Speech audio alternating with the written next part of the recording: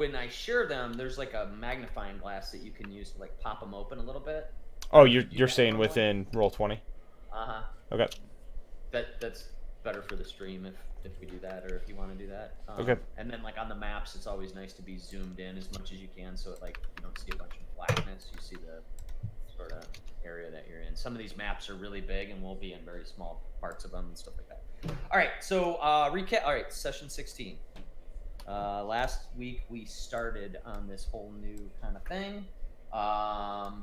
We started the last session with everybody having just sort of fallen asleep from the black mist that entered the Cragmaw Castle. So we had to do something where we all kind of sidebarred a little bit and went through some stuff that was a little different for everybody. Then everybody woke up and was in a strange place, not the Cragmaw Castle, a dark, dreary wood. It seemed like it was dawn, like sort of a muted dawn, um, laying in this like cold, thick, stinky mud on this trail, which then started to become more like an actual road. Um, let's see, I gotta figure out where I put all these damn handouts. These things are all over the place.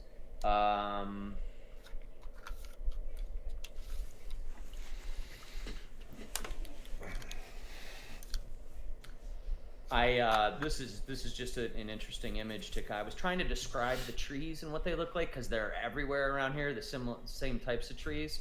So I just put that together to kind of show you that. Oh, that's perfect.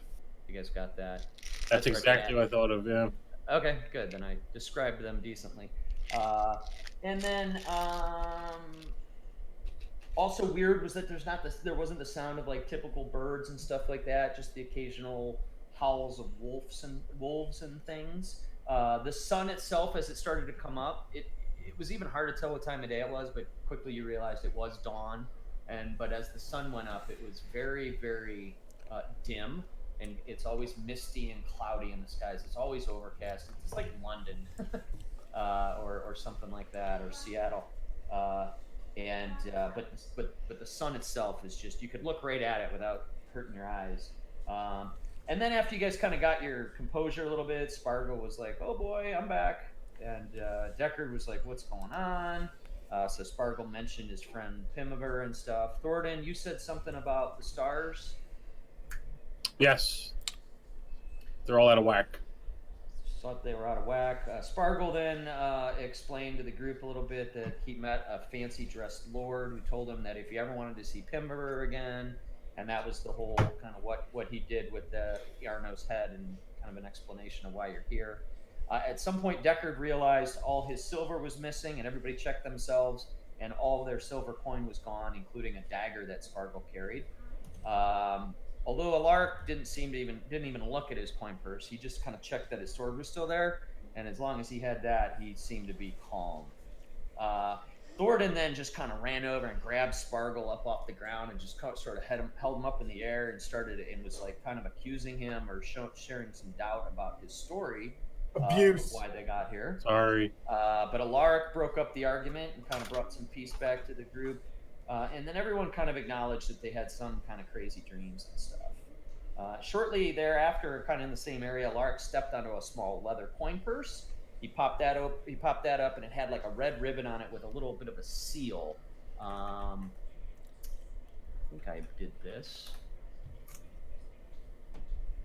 I tried to explain this last time, but I don't know that I did it well enough. But that's what the seal looked like on the little like wax seal on the ribbon.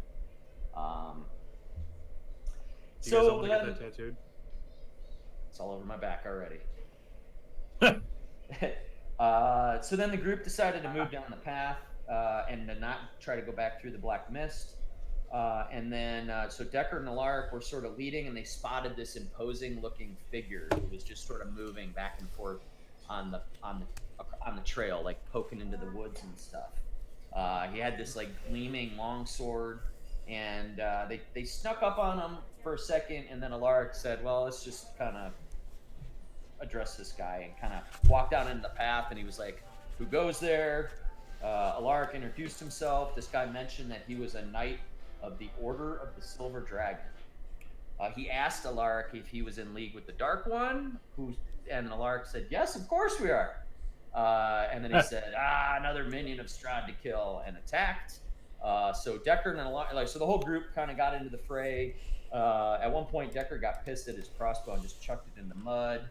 Blackwind and Thoradin were able to use some magic, some holy magic from Thoradin, and I think it was some Blackwind. I can't remember what he used on it. Hideous laughter or something. Or in any event, started to kind of like push back on this revenant, as it was called. And then Spargle ran up and said, tried to convince him or talk him back down that you guys weren't in fact with Strahd or the Dark Lord.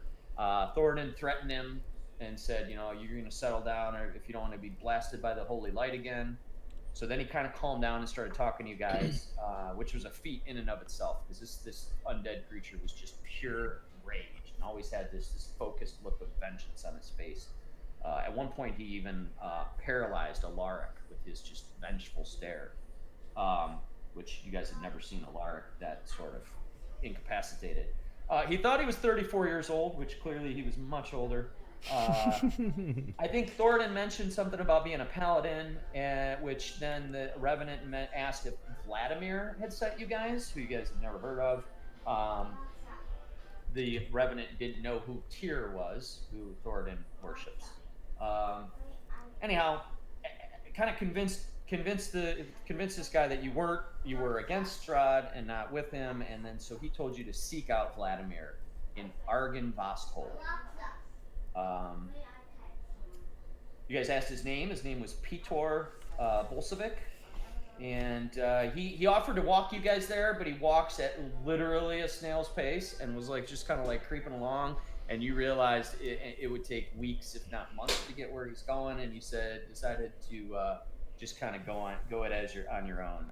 The path was rather straight, so you continued on the path, and then you got close to the path opened up towards gates.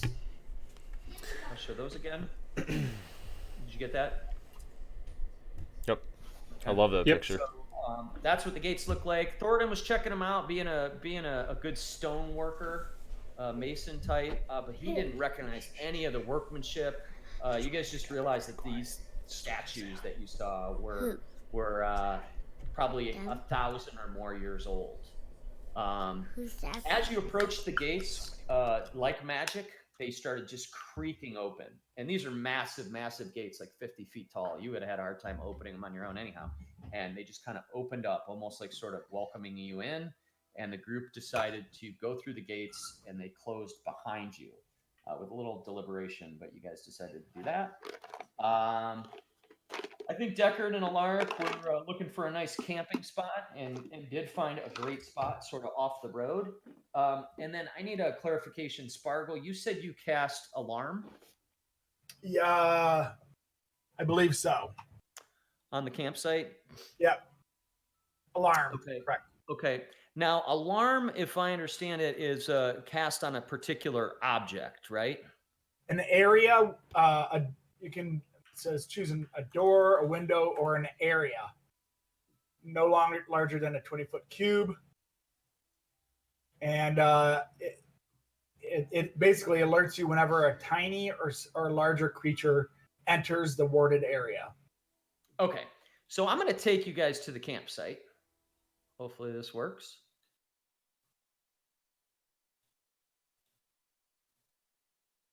Adam, you got to be my indicator. I got it. Be good. Yep, it's perfect. Looks good. You guys see yourself sitting Yep. on a fire on some bedrolls and stuff like that. Okay, cool. Looks like So- friggin' Nightmare Zone though. Yeah, total nightmare zone. Why don't you ping what you're doing there, or draw me a thing there, Ponch? Now we can see his face. Oh, you mean I'm going to be doing it right here? Are those 5-foot squares? He was turning around Yes. Like this. Okay. Like that. Okay. He was turning around like this. Mhm. Hey, Dad, watch this. What do you think? What's our biggest area where we can actually stand? I'm thinking like something like, let's see, 5. You know what I mean? And then trying to tell them, where they should be to be safe. Does that look right? I didn't wait. I'm not seeing you do anything. Yeah, I'm not. Oh, I didn't do a cube. I did a drawing. Maybe I got something screwed up here. Draw a shape, right? Yeah. Do you guys see me drawing a shape? I just see a saw that, yeah. rectangle. Yeah, she is. I don't see any shapes. I see Oh. a I see the rectangle. blue one I now. see a I square. see a blue one. All right, it worked this time. I don't know how you guys Okay, do any of that cool. stuff. So Hi, Dad. yeah, Hi, Dad. whatever you want. Yeah. Oh shit! Can I delete one? Uh-huh. You can just highlight it, and I'll delete it. All right, never mind. We're good. So yeah, I'm gonna cast in that area and then No. tell everybody, hey, let's try to get in this general zone. Okay. So you're talking to us? So what's going on? Why are we moving over there? I'm asking you to snuggle, just because I like to. I'm asking Am I everybody. sleeping right now, or it's the middle of the night? What's? So this is actually before you guys were sleeping. Oh, okay. Alaric was going to take the first watch, and Spargle was going to take the second watch. But Spargle, before you guys went down for the night, and this is like before you guys fireside chatted and everything too, cast an alarm spell. Oh, okay. Oh, got it. So this alarm spell. So if we stay within, can I bring my bed mat that's over here into the square? You can't, because I made that part of the map, and it's not. God damn it! Well, I wrap I up fucked this it whole up. bed wrap over here, and I bring it in the square. Wait a minute. Let me see if I can figure this out. There you go. Nice. Hey, there you go. There we go. I'm underneath it. It's perfect. Underneath the covers. There you go. And Alaric's like, fuck your little all right. Anyhow. All right, so that's what you guys are like cozying up in a nice little 20-foot circle there, except Alaric's like, yeah, I'm cool, guys. You guys can all be buddy over there. I mean, So- well, I'm on the first watch, you said. yeah. Okay. I mean, otherwise, I'd get in the penis part in the party. All right. For the fireside chat, because I thought it was pretty good this week. Do you guys want to just read your own, or you want me to skim it real quick? You can. Okay. So Blackwood said, "Hey Deck, you want my crossbow?" And Blackwood was being sincere, but Deckard gave Blackwood a frustrated look and shifted uncomfortably, and was like kind of looking at his crossbows, and his normal confidence was a little bit subdued. Thornton said, "Something awfully creepy about those gates, lad." And Blackwood said, "Something awfully creepy about my hand. I mean, more than normal."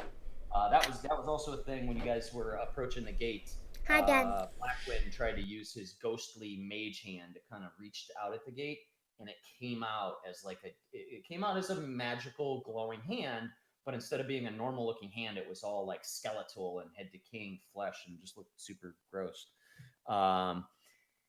And then Spargle said, "Yeah, Thornton, if this visit's anything like my last, it's going to get even more creepy. It happened all so fast." Alaric was still a bit shook from his run-in with the Revenant. He said, "This whole place smells like death. I could barely sleep, especially after the dream I had at our entrance to this place." Now, you guys haven't quite slept yet. This is like as you're going to sleep. Thornton said, "I hadn't been feeling much myself since we woke up in this stink hole. Damn near took all my strength to shackle that undead beast. I had a dream too, my boy. I had a vision about the gnome and his friends, some ravens, and a dark, shadowy figure. I don't like the looks of none of it. I'm hoping we're out of here soon." And then Spargle said, "I had a dark dream as well. My friends Pimbever and Nemrut were in it too, although they didn't seem themselves, a very dark version of themselves. There was a raven, and death seemed enmeshed with all of it. And Deckard hasn't seen himself at all since waking up in this place, and he said, I had a dream myself. My horse, she was slaughtered by a giant wolf right in front of my eyes before these odd cloaked figures began some ritual over her body. I also saw a raven, and it seemed to weep when my horse died." So Blackwood said, "So if any of us see a raven, what's the plan? We all saw one." And then that was kind of the end of the conversation as you guys started to drift to sleep. Alaric, you take the first watch. Everybody else fell asleep. We already rolled perception the last time around. So what, Alaric, you notice throughout the evening, or the first 4 hours of the evening in your shift, is The woods are quiet as they have been. Obviously, you're a little creeped out because this is a place you haven't been. You're all of you are kind of uneasy. Everybody has a hard time falling asleep. You hear wolves. You just keep hearing wolves, like randomly in the distance, in random locations. But they don't seem to get too close to where you're at, so you don't feel like it's worth waking anybody up. But you keep vigilant watch, the rest of your shift. At some point, you nudge Sparkle. It's his turn to get up, and he gets up and starts watching. Alaric, I don't know if you want to move. You want to move into this safe zone, and Yeah. Sparkle, you want to move out. Okay. Yeah, that's fine. Sparkle, you gonna stay inside of the safe zone or the alarm zone, or are you gonna go out? Yeah, let's see. I'm just gonna kind of like stand. Yeah, like near the fire here or whatever. All right, I'm gonna take his spot then as soon as he gets up, and I'm gonna try to sandwich between these guys. All right, you got a nice little thing going there. All right, so Sparkle. So I can see in different directions. Basically, I want to take this pinpoint. Yeah, and you're what's your sight? Sight.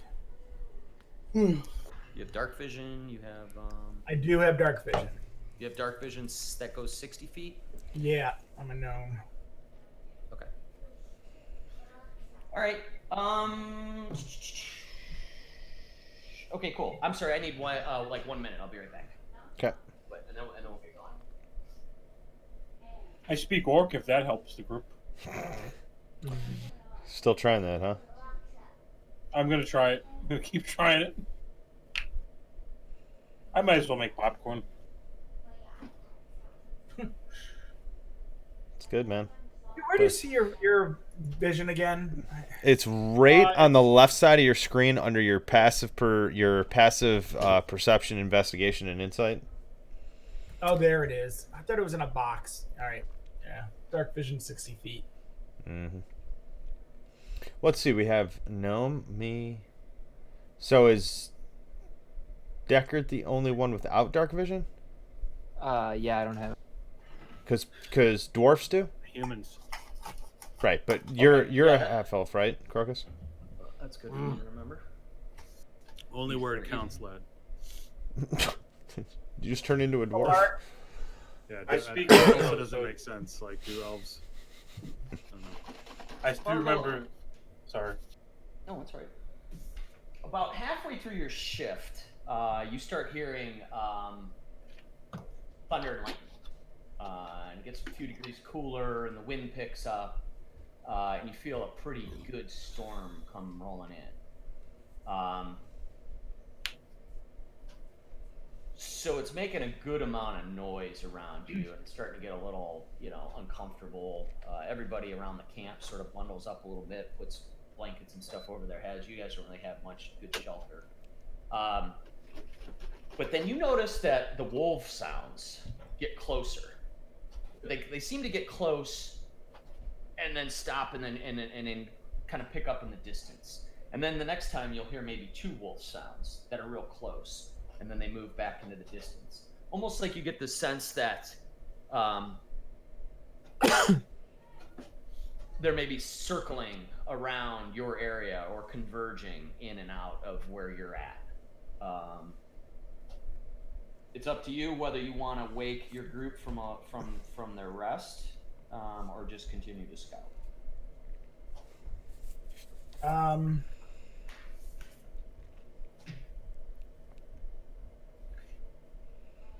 Okay, I'm going to. Is there? I assume there's some. I don't know, stone or anything near me. I'm gonna be while I'm sitting there. I'm still keeping an eye out. I haven't woken them up. Basically, it's just getting colder. There's wolves getting a little closer, but not like. Do I feel like they're closing in yet, or do I feel like they're just getting? Make a perception check. Okay.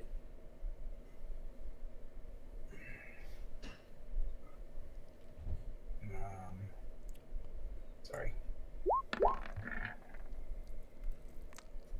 So Yeah, you kind of pay attention, and you're kind of like calculating in your head because you're really good with like math and numbers and all that sort of stuff, and you figure out pretty accurately that they are coming within about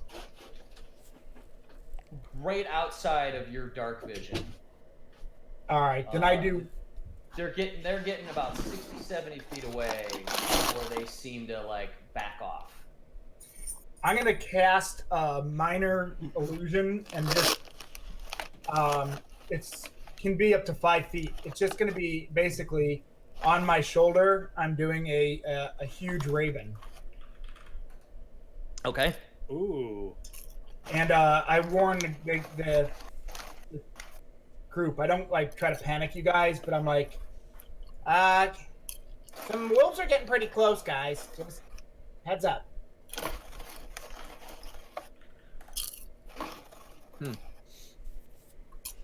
Okay. So Alaric.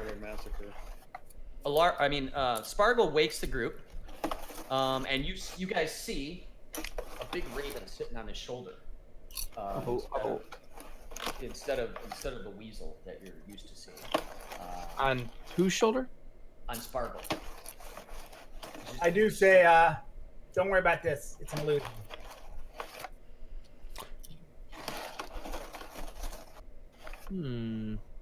S-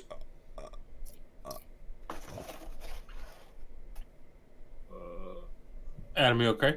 Yeah, no, not okay. So he says it's an illusion. I mean, Alaric's still gonna flip out. He's gonna like try to get it off of him, run away a little bit or something. It's gonna really scare him. You look scared of the bird. Do you try to cut? Do you swat at the bird or You swing at it? you said it landed on. You said it landed on my shoulder. So Spargle wakes you guys up, and he's like, "Hey guys, I think I hear something." And the first thing you notice is he's got a raven sitting on his shoulder, just kind of like sitting there silently. It's not on his making any shoulder. noise. It's on Spargle's shoulder.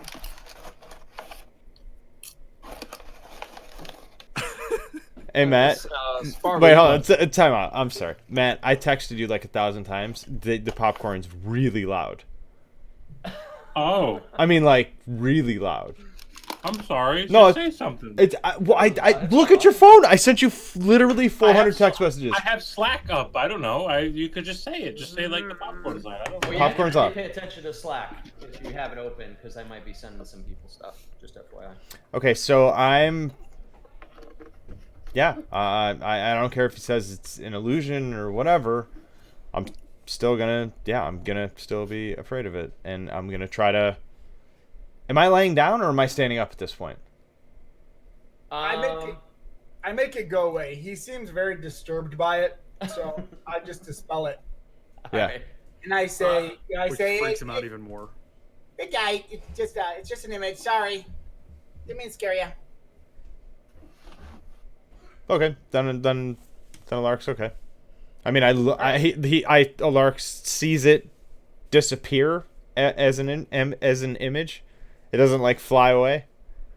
Nope, it like blinks away. It's Okay. just, like, All right, he's fine then. everything's fine here. Yep, situation normal. Okay, and then as all this is going on, it starts to become lighter because it's now dawn. Spargle did wake everybody up. I don't know if that opened up more. Mm-hmm. Nice. As you guys start to stir around and have this sort of back and forth about the raven and stuff,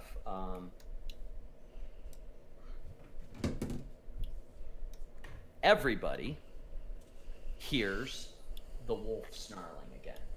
But now it seems like it's almost sort of coordinated in unison, and you hear several snarls, and they seem to be almost surrounding you.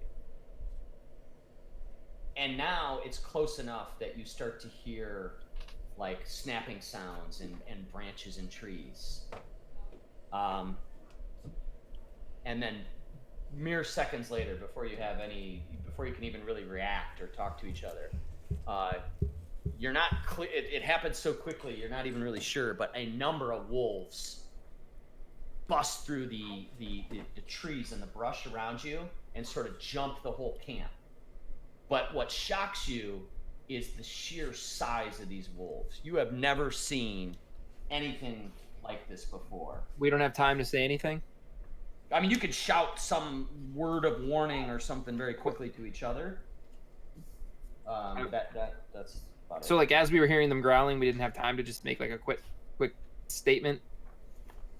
So Spargo like woke you guys up. Then you had the thing with the ravens, and then all of a sudden this snarling just picked up, just sort of right in your vicinity. I mean, you can say or do a thing, but they're busting. It's only like a Just- sentence. Yeah. Yep. You're about to be struck by a vehicle. Did I mention there was a giant wolf in my dream too? Giant wolf that killed my horse, fellas. And Decker just looks real freaked out. And for the record, you did say that in your fireside chat. You said a giant wolf. So. Oh, did I? Yeah. Oh, my So bad. I'm sorry. If people were to remember that, I Yeah. think most everybody would have kind of sort of remembered that. Well, like you did say that. Are you feeling alright? No. Is there an alarm going off? Yeah, what? Yeah, I hear it too. Is that? I think it's me. I think it's my. Hold on.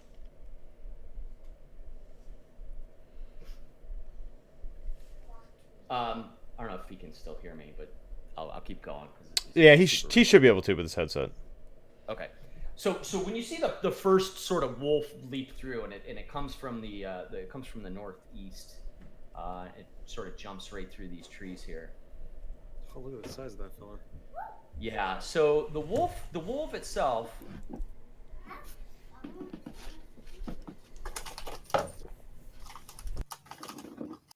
Uh-oh.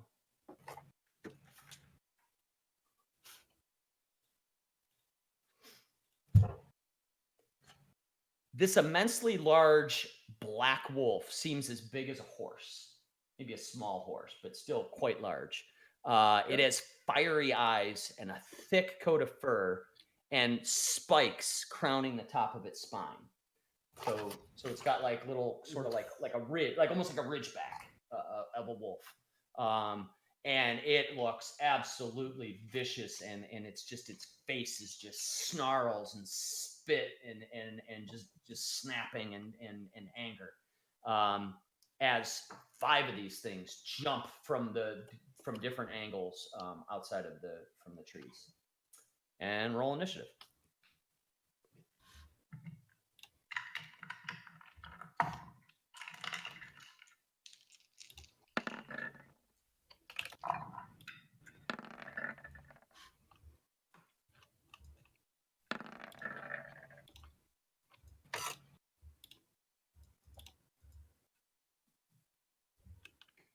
All right, let's see. What do we got here?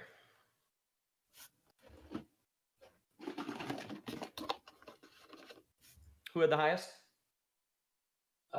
Blackwin. Yeah. Blackwin. Okay. Then Deckard, Deckard had a what? 18. 18. Okay. All Alaric. hold on. What did Alaric have? He had a 12. Do you guys?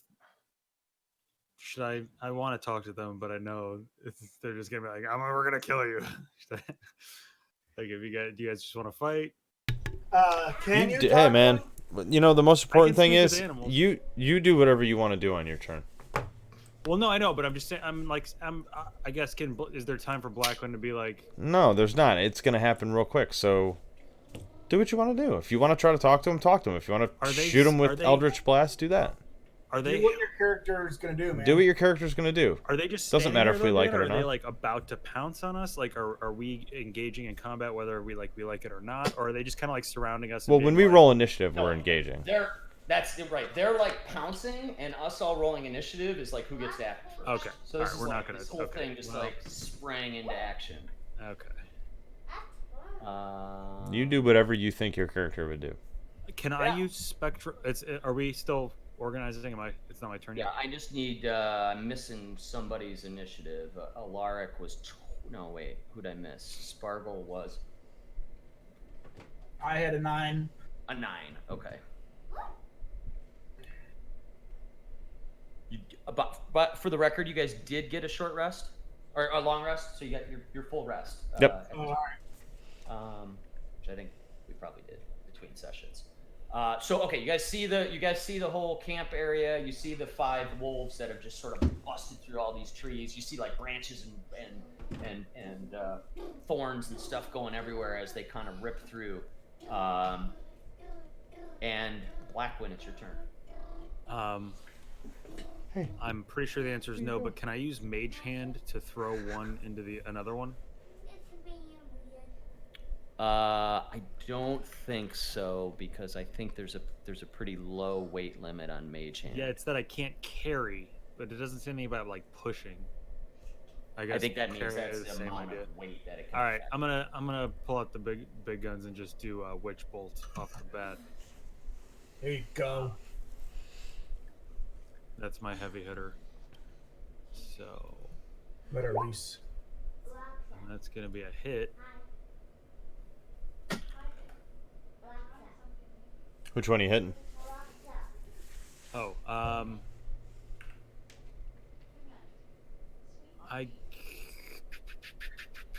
this one, I guess, because it's like the closest. Yep. Okay. Oh Or what? no, not I.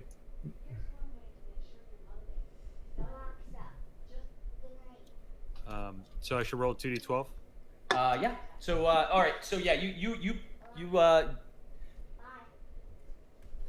cast the spell. As it's kind of coming out right through the bushes, you almost without hesitation, you sort of like you lean over towards the side of the trees and blast it out, and it hits it straight. So yeah, roll your damage. Hits it directly in the chest. That's a nice hit. Is that just the 2 rolls? There's no modifier, right? Correct. Yeah, I think it's just 2d12. Right, Crocus? It says hit DC +6.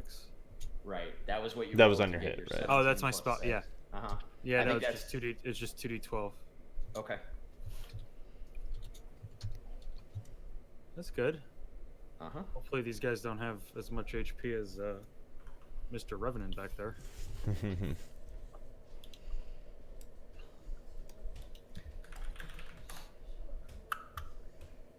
So yeah, you hit this thing pretty square in the chest with your witch bolt, and this is one of your main spells, right?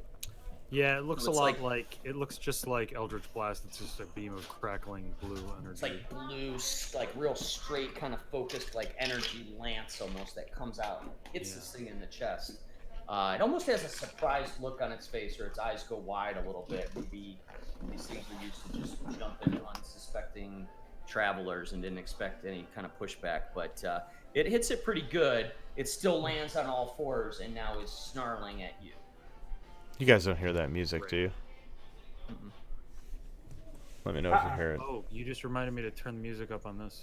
Oh, Oh, yeah, me too. sorry. My daughter's But I playing don't with hear it. Alexa I in the other room. Baby Shark. No, I don't know. She's always telling her to play different shit. It's unreal. Why don't I... Is there nothing playing in Roll20 right now? I just hear crickets, which is nice. It's kind of very. I don't hear It's just anything. it's I don't just hear the Android. crickets or You may- anything. You may need Oh, to there- crank it up a volume little up? bit. You may need to crank this one up pretty good. Okay. Yep, I did. It's weird. Oh, yeah, now I hear it. Yeah, I hear it. I upped it a little. Normally I don't have to adjust it. Yeah. Kind of pleasant. Must be Fall nice. asleep to that. Mhm. Yeah. Okay, so yeah, you hit it, and you see the lance go, or this energy lance kind of hit it square in the chest, and you also see the energy burst out its back as well, knowing that it just sort of cleaved clear through it, but it lands on all 4s and then snarls at you. But is I there drilled a anything else you hole want? through it. You drilled a hole through it, an energy hole. Sweet, but it's still Energy. standing. That sucks. It's the color red. Yeah, it still stands. Rid. Hey, Sure, let's go.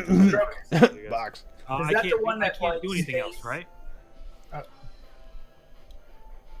What's that, Pon? There's nothing else I can do. I mean, that was my roll, or that was my attack. Yeah, okay. I wasn't sure. I'd That like to would talk to hold- one. I'm gonna talk to the last one. Cool. I can't help myself. I miss my dog. Deckard, it's your turn. All right. You've only been awake for about 30 seconds at this point. And you're like, what the hell's going on? Sam Hill. I groggily, well, I like kind of snap awake and grab my heavy crossbow. And, which one did Crocus attack? This one here has got like a little burning hole right through its chest. And it's, Try and shoot through the hole that I made. That'd be cool. I am going to try and shoot that. that would be a natural 1. I would let it go in the hole and right back out without touching it. I would like my that. God. And it would Oh also my kill God. like a Well- little bunny rabbit on the way. The way I've been rolling, this is probably going to happen. Oh my gosh. Okay. Pretty sure that misses. That's with your modifier? Yeah. Yeah, so it does. You aim at that wolf, but you know my- you're just barely getting yourself up off the ground and didn't really have time to set real carefully, and the bolt goes flying into the woods. Is there anything else you can do? Nope. I have my crossbow and I'm like, you sure you don't want this one?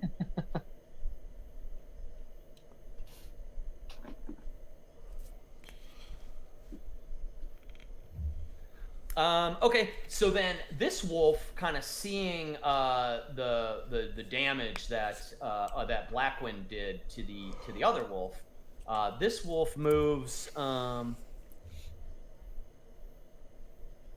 He runs, and you notice as he's sort of pouncing and leaping, and his gait is real fast. He moves almost uncannily fast, a lot faster than any sort of typical animal you've seen.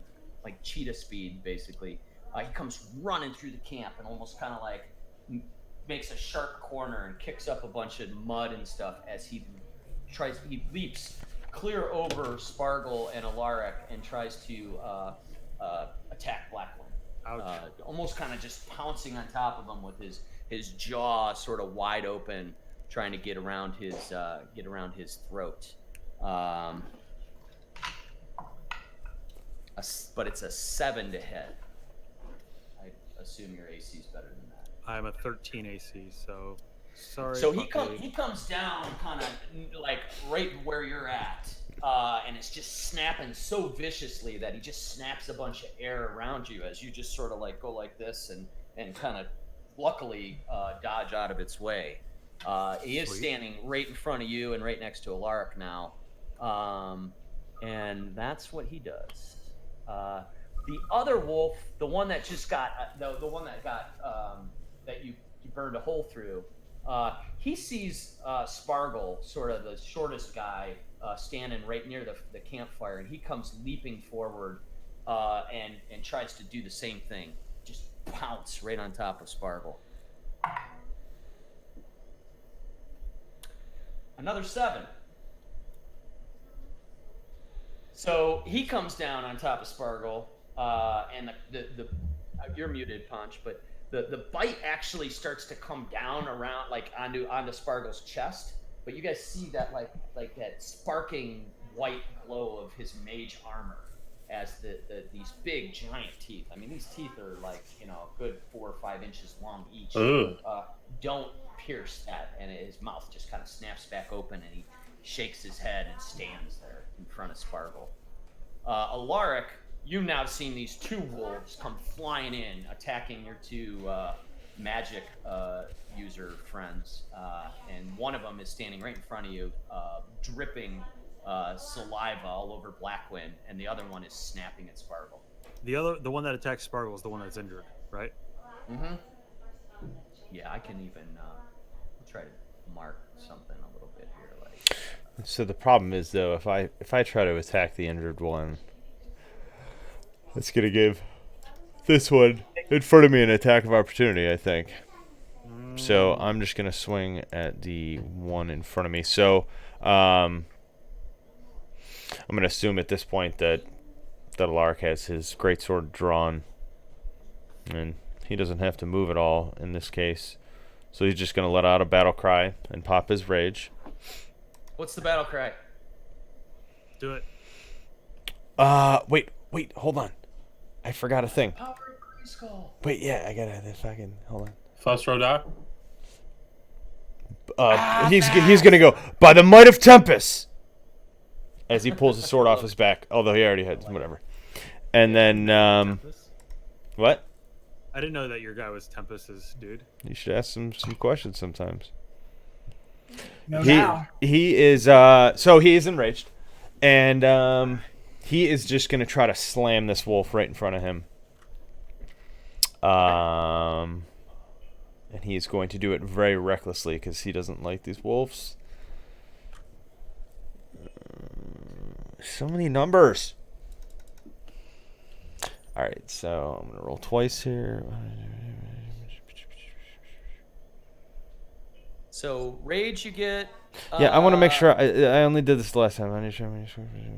You get advantage plus your +2. As a bonus action. Okay, so I can't use my Great Weapon Master shit here because I engaged and I used my rage as my bonus action. So I'm just getting one attack here. But I am attacking recklessly, so they get advantage on me, which I'm gonna really, really, really try to pay attention to, and you can too. But I'm going Great to Weapon attack. Master takes a bonus action. Yes. Huh?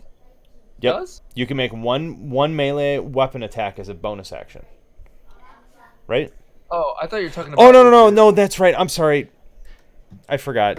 I That's fucking great weapon fighter. Gets you. You have to yes. use your bonus action. Right. But you right. had to use your bonus action to go into rage, so you don't have any more bonus action this turn, Right. and you actually miss even with your advantage.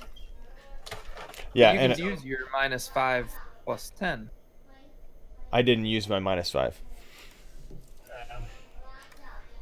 So Alaric comes down and he swings and he actually just for whatever reason just kind of goes a little bit in. He misses and kind of hits the mud in between the two dire wolves. Even though he's screaming and you guys see that like the veins popping and his face getting all red as he's just looking wild-eyed at these things ready to shred them apart. Unfortunately, he doesn't hit him. The wolf back here in the corner comes pouncing forward, and he runs towards the back of the camp. Damn, man, they can move a lot. Yeah, they're super fast, and they're on home turf, so they kind of know their way around really well. That they can like dodge in and out of things. But this one comes running up and dives on top of Deckard. Same move. They're doing the same thing. All of them are just trying to. How big are these things? If like I had to.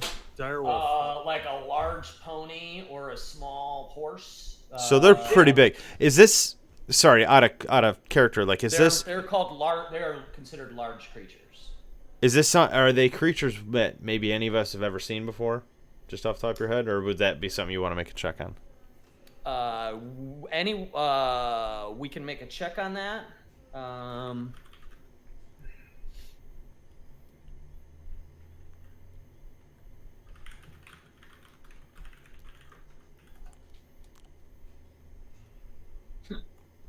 You can do a history or arcana check if somebody is, if one of you want to do that. You care if we do that now, or is that? No, Not you right. know. All right, I'm curious. That doesn't really take any time. It's just do you know a thing or not, and so you go ahead and make whichever of those two you want. You know nothing, Alaric. You know it's a big fucking wolf. Does this look anything similar to what I saw in my dream? Yeah. So then maybe you're interested as well. So fucking roll, dude. I say that to my kids all the time. You know nothing. You know nothing. We can all roll d20 plus 2? Or Well, no, it's just one. So Guys. this one does pounce on top of Deckard, and that was a 21 to hit. That hits. not a great start.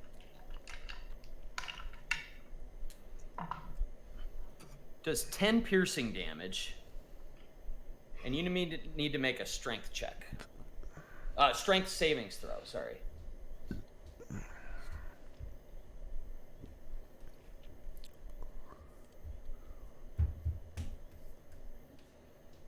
So you get a +2 on that. Oh. Oh my god.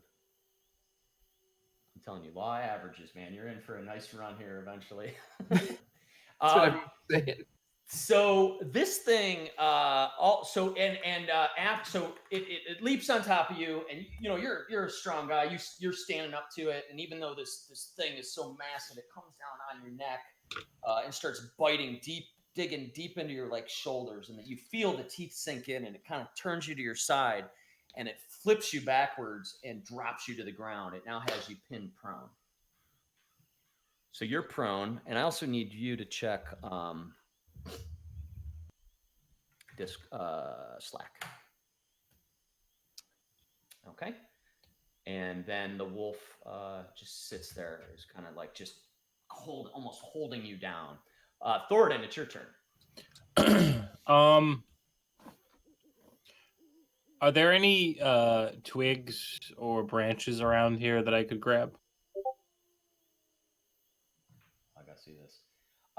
Yes, you could. Yeah, you could probably within your reach grab a twig or a branch. If you wanted something more significant, you might have to move to a tree and take an action.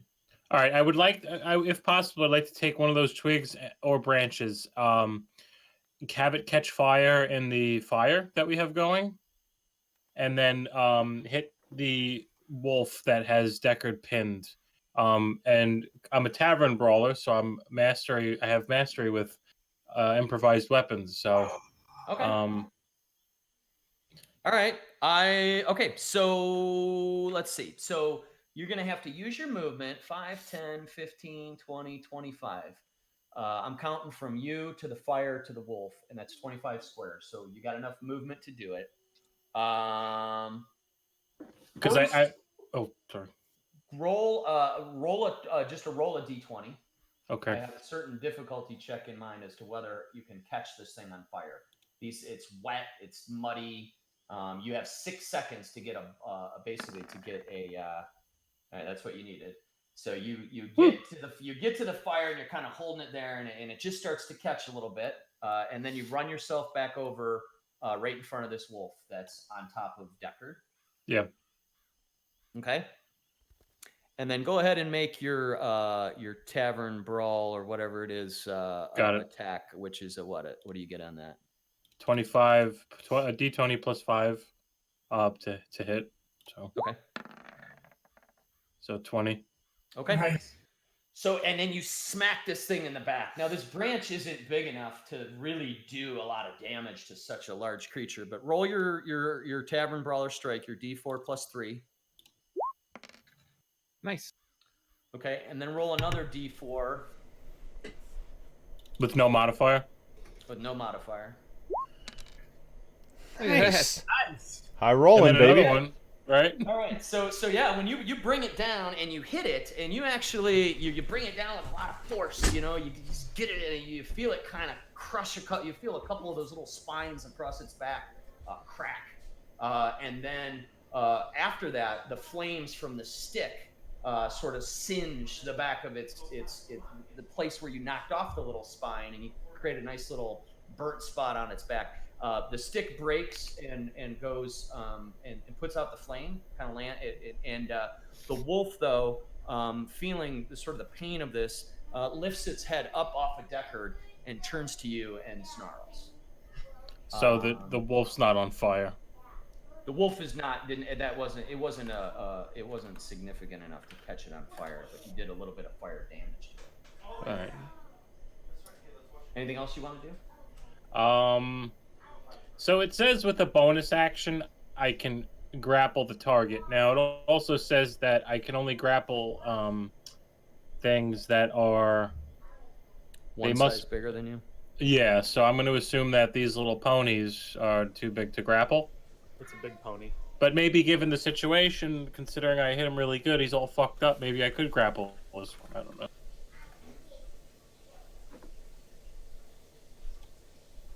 So your size is medium, and it's a large, and you can grapple something one size bigger than you, right? Oh, okay. No more than one, yeah. I don't know if anyone wants to... You guys are always welcome to fill me in on these rules, because I'm still learning myself, but... Yeah, I believe that's correct. What's Okay. the thing? So you Question. can grapple something one size bigger than you. Right. Gordon's a medium. These wolves are a large. He can technically use his bonus action to kind of try to grab this Yeah. thing. Okay, go ahead. I'll let you do that. Being kind of generous with the amount of shit you're getting to do in one turn, but that's okay. Is it within is it like I don't want to break the rules. No. This is when you hit a creature with an Just unarmed grab strike or attack. improvised weapon, you can use your bonus action to grapple the target. It's a perfect for you, Matt. Yeah, that is. All right, so that's a strength check, right? Okay.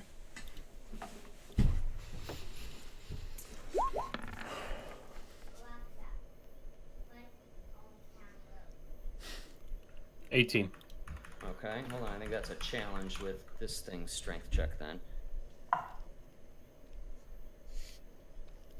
Okay, because you kind of jumped it from the back and kind of smacked it and kind of caused it pain and it was reeling up. It didn't even realize you were there. You're able to get your arms around its head, barely. Barely, like your arms around its neck, barely like touch, and you're able to kind of like old wrestling move, kind of twist and drive it down, and you bury its head right next to Deckard. So Deckard is kind of like looking over, and this wolf head is like again right in its face, but it's now entangled in Thornton.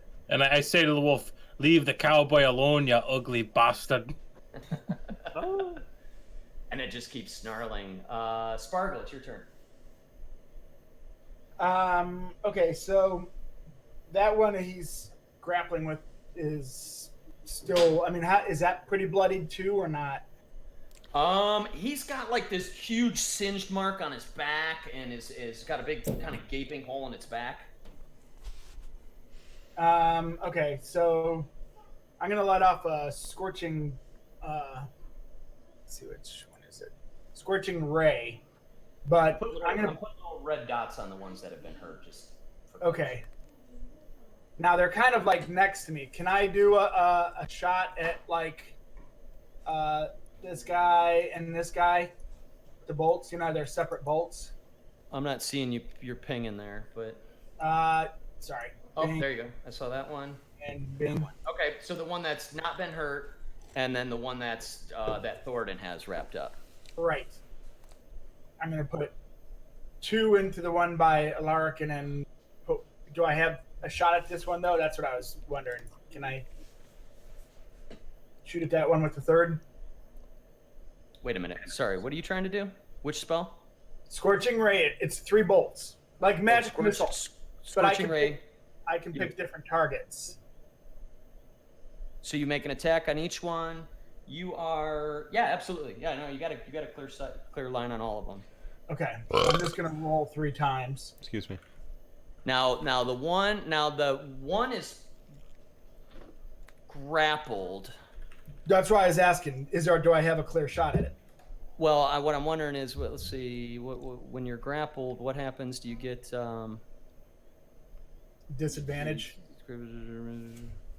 No, it just can't move. It's incapacitated as well. Okay. But you don't get any advantage or disadvantage on it. It's not technically prone Got it. at this point. It's just sort of being held by Thornton. So yeah, make your regular attack on all 3 of them. Okay, first one I'll go for the one on the grapple, just to be fair. Okay, that one. Yep.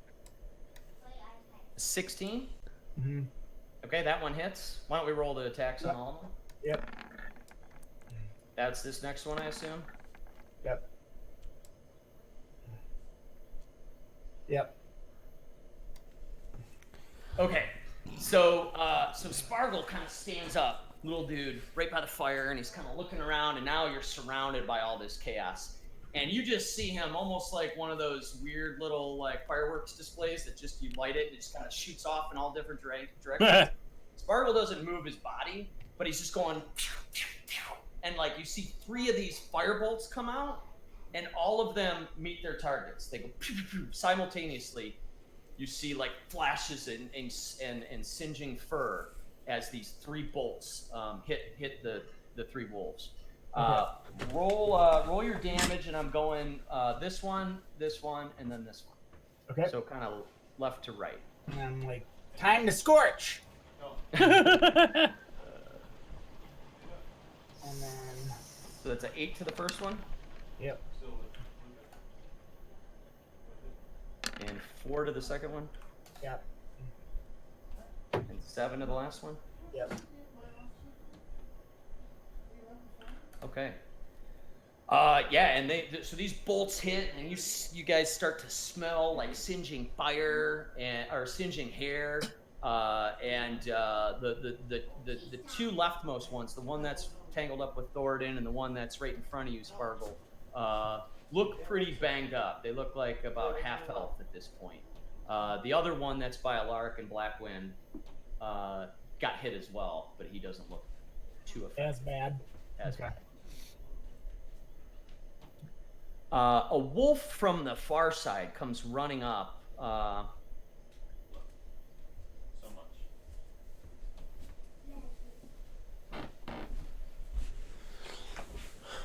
He runs straight towards Thoradin, who is got his pack mate sort of in a headlock, and he runs up and tries to do the same sort of pouncing move and jump on top of Thoradin. They're going to roll with advantage, though. You start to notice that as the wolves are closer together, that they seem to be coordinated almost. And the fact that you have this one Thoradin sort of locked up, he almost makes eye contact with the other one, and you almost sense a bit of intelligence as they seem to be using some tactics. I should have talked to them. That's an 18 to hit. My armor is 18 on the dot. So that is a hit. Yep. All right. It does 12 damage, piercing damage. As he just leaps right on your back, and because you have this one held, you're not really able to defend yourself too easily. And because he gets in between your armor, the teeth just sink pretty deep. Also make a strength check. These dudes hit hard. Yeah. Their teeth are basically like a row of daggers, and they're about the size of a large small horse. Yeah. That was your strength check? Yeah. Okay. Even though this thing has got a ton of weight and it comes down on you, you're strong enough you just sort of stand right back up and prevent it from taking you to the ground and almost like sort of just knock it off with your shoulder. And it's now standing there. Am I still grappled with the other one? I think that remains for a turn, right? And then it's got to make a check or something. Strength or. Yeah, no, you're still grappled with it. Yeah. It's so cool that you took Tavern Brawler. Oh yeah, I'm gonna be. I think it's awesome. Forget Yeah, it. that's- I'm gonna be hitting people with the randomest fucking things. It's good, man. Yeah, This they'll is be role playing. They'll be grappled. Yeah, no, that's so much better. Yeah. So that one is incapacitate. Oh wait, no, that one is just 0 speed. It can't move. It's just stuck with Thoradin basically. Grappled is just they're tied together. There's I get no- that restrained screwed up all the time. Yeah. Restraints where there's advantage and disadvantage. Yeah. Restrained is like your hands and feet are bound up, where grappled is just like you're engaged. You're just locked into somebody. You can't get away without breaking away. Right. Can they attack while grappled? I believe think so. Yeah. Well, you can, Matt. You can use an action to shove it prone while you're grappled. Huh? That's a thing you could do. That might help. Hold it prone. So, like, that would give us all. So basically, you could hold something on the ground while we all attack it. Right, just like it's like a gangbang. Yep. The last wolf here that you guys that's heard kind of from the distance, even though they're moving real fast, he's tucked back a little bit further into the woods, and he doesn't want to leap over or near the fire. So he kind of makes like a weird maneuver. I'm not really showing this the right way, but he moves like sort of this way and positions himself sort of in the back. And that's all he does this turn. What a weirdo. And Blackwind, it's your turn. All right, so this guy, me and him are just having like a showdown, facing off. It was trying to Yep. bite me, right? This is the one that you put a hole through with your witch bolt. Right. But this one kind of ran over and is in front of you and LR. And I can't talk and attack. Right. You can talk and attack. You can say like short phrases and sentences. No, I mean I can't talk to the Mr. Wolf. You mean like with your? Yeah, that's an action. Hold on, let me look. Speak with animals. Yeah. I believe it is. I believe it's an action, but I'll look too.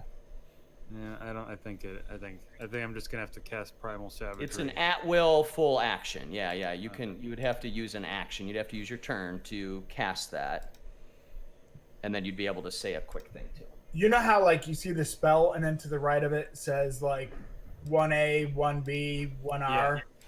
Oh, That's one usually- action. Okay. Yeah. What's Reaction. 1B mean? BA are the ones you're. You know what I mean? Those short ones. Bonus, R is reaction. All right. I'm just gonna cast Primal Savagery and try and bite its face.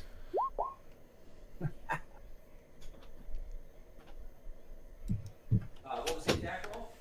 23. Nice roll. That's a big hit. Thank you. Oh, Adam, I gotta flick the stream on. Oh, Yes. I did that too. I'm doing that right now. We gotta get you affiliate. Yeah, Is that like everybody a should do hacker, that. Adam? Make sure. Oh. No, I don't know what that is. I don't know. I've never gotten that in Twitch before. Spam? Like what the fuck, man? It's everywhere. All right. So are you doing claws or bite? Oh, he said I bite. was gonna bite. Bite. Okay. So you look up at this wolf, and it's looking at you, and it's like claw, and its teeth are sort of gnashing at you. These giant saliva dripping teeth. And you look right back at it and open your mouth. And your teeth come out, and you look right at it. And That's then what I was looking for. And then you just turn your head, arms back and everything, like Japanese anime. Right through the side of the neck, almost like you're biting it back. You're fucking with your dog and it's biting you, and you just Yeah. bite it back. Go ahead and roll. You rolled your damage. Shoot, so Yeah. D10. Now, do you get some sort of acid damage or something on top of that, or how's that work? I think it just hits his acid damage. It's not anything. Oh, okay. Yeah, it's 1d10. Okay. Wait a second. Are we level 5? 4. No, 4. Ah, fuck. I get 2d10 when it's level 5. All right. Well, you bite into this thing's neck, and your little fangs kind of go right into it, and it kind of reels its head back and snarls more at you, kind of really irritated. Is there anything else you can do? No, I just spit the fur out. All right, Deckard, it's your turn. All right. Sorry, I'm posting something in Discord. Oh, why doesn't it post the act? There we go. That's exactly. One second, it's just like normal looking black man. My precious. All right. Hold it just one time. So, when I got attacked by that wolf, I let out like a pretty loud scream and like kind of went quiet for a second, but then like kept screaming, and I'm looking real freaked out. How does the scream go? Ah! Yes.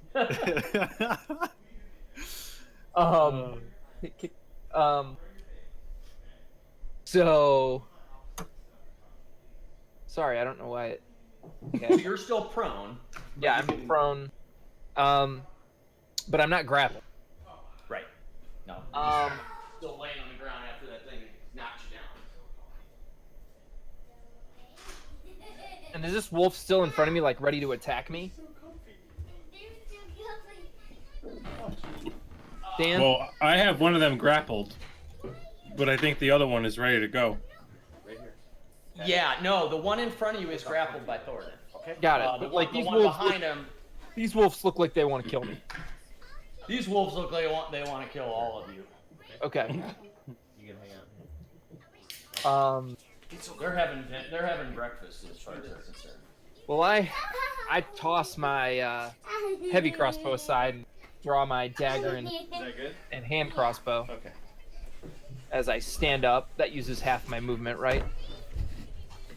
Sure. Standing up Yeah. from prone. But it doesn't matter. I'm gonna. The one that Thoradin is grappling, I'm going to swing at with my dagger.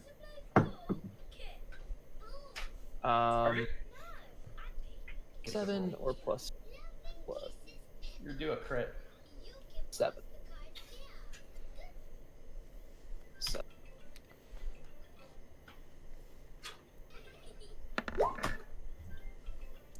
Okay. Hey, I hit something. Good hit. So I kind of gather myself and I twirl my dagger around as I draw it and stab it right side of this wolf. And then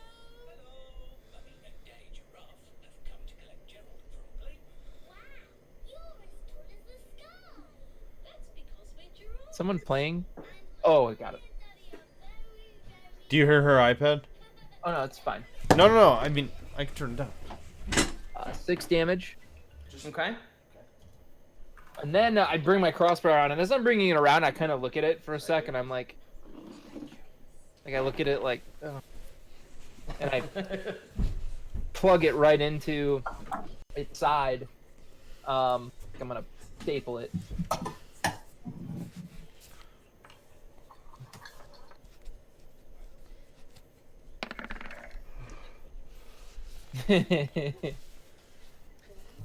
God damn. Yeah, you stick it in there and you hit the trigger and you tell right away that it just isn't going through the hide and it sort of like it almost like sticks in the weapon. Do you have a +9 to hit? And I have a +9 too. I have not hit a thing with my crossbow. You should miss almost never. With a +9 to hit since we leveled to level 4.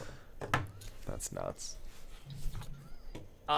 This wolf here that's in front of Alaric and Blackwind, who just got bit by Blackwind, he like kind of like almost like shakes his head a little bit, you know, like a dog does, and then jumps right down on top of you, Blackwind. I like how Blackwind's got like the Jekyll and Hyde thing going on. He's like, I really want to talk to these wolves and make them my friends, but then he's like, I want to eat them. Yeah, what the fuck? I just want to be accepted by my friends. I feel like if I'm like, hey, Pupper, what's going on? You're going to be like, God, why do we bring this warlock along? He just tries to make friends with all our enemies. 16 to hit. That hits. That hits your AC. Hits me right in the AC. Does 8 damage, and I need you to make a strength check. How do I do that? Just 1d20? What's your strength? Sorry, strength savings throw. So in the top left box, it says STR +0. Yeah. So it's for you. It's just a D20. Okay. Oh. Oh. Why did it not make the roll for me? It You have didn't make to- a noise for me either. Make sure you have it clicked on that you have 3D rolling turned on in your settings. I saw it. That's weird. So the wolf, as it's like bearing down on you with its teeth that sink into your skin and kind of draw some more blood, it pushes you prone into the ground. But then, as you land into the ground, I don't know if it's mad that you bit it or whatever. It uses its front paws to push your face down into the mud, and you take like a big gulp of mud, and it's all in your eyes and stuff, and you pull your head up, and you almost look like you've got a mud mask on, little eyes poking out, and it smells like just manure. Yeah. And that's 8 damage? That was 8 damage, yep. And you're now prone. Alright. At least I'm getting a facial out of it. That's not. This wolf browsers. here, that's sort of like locked in with Spargle, takes another bite at him. Didn't hit him before. 16. I am going to cast Shield as a reaction.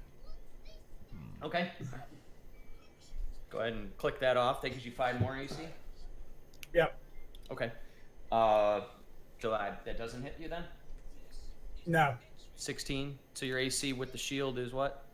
21. That's with your mage armor and your shield. Yeah. So this wolf, the one that tried to bite Spargle before and didn't get through his mage armor, he comes through again. He like reels back and like comes down to bite him on the other side. And you see Spargle just put his hand up like this real quick and almost draw like a translucent sort of shield in front of him that the wolf's face bounces right off of. And he looks a little bit surprised and almost sort of shocked. Alaric, it's your turn. Get 4. That's Deckard with not Deckard, Blackwood with mud on his face. Wow. So I mean, I guess just with almost embarrassed by not landing a successful hit on this wolf in front of him. Alaric's gonna attack again recklessly. Okay. That's the one right in but front of you. The one that just knocked Blackwood into the mud. Yep. Okay. He didn't move though, right? They're still in the same Nope. squares. No, he's kind of almost on top of Black. He's not paying attention. No, none of them are paying. For the first time, none of these things are paying attention to you. Well, that's what happens when you strike out every time. Nobody cares.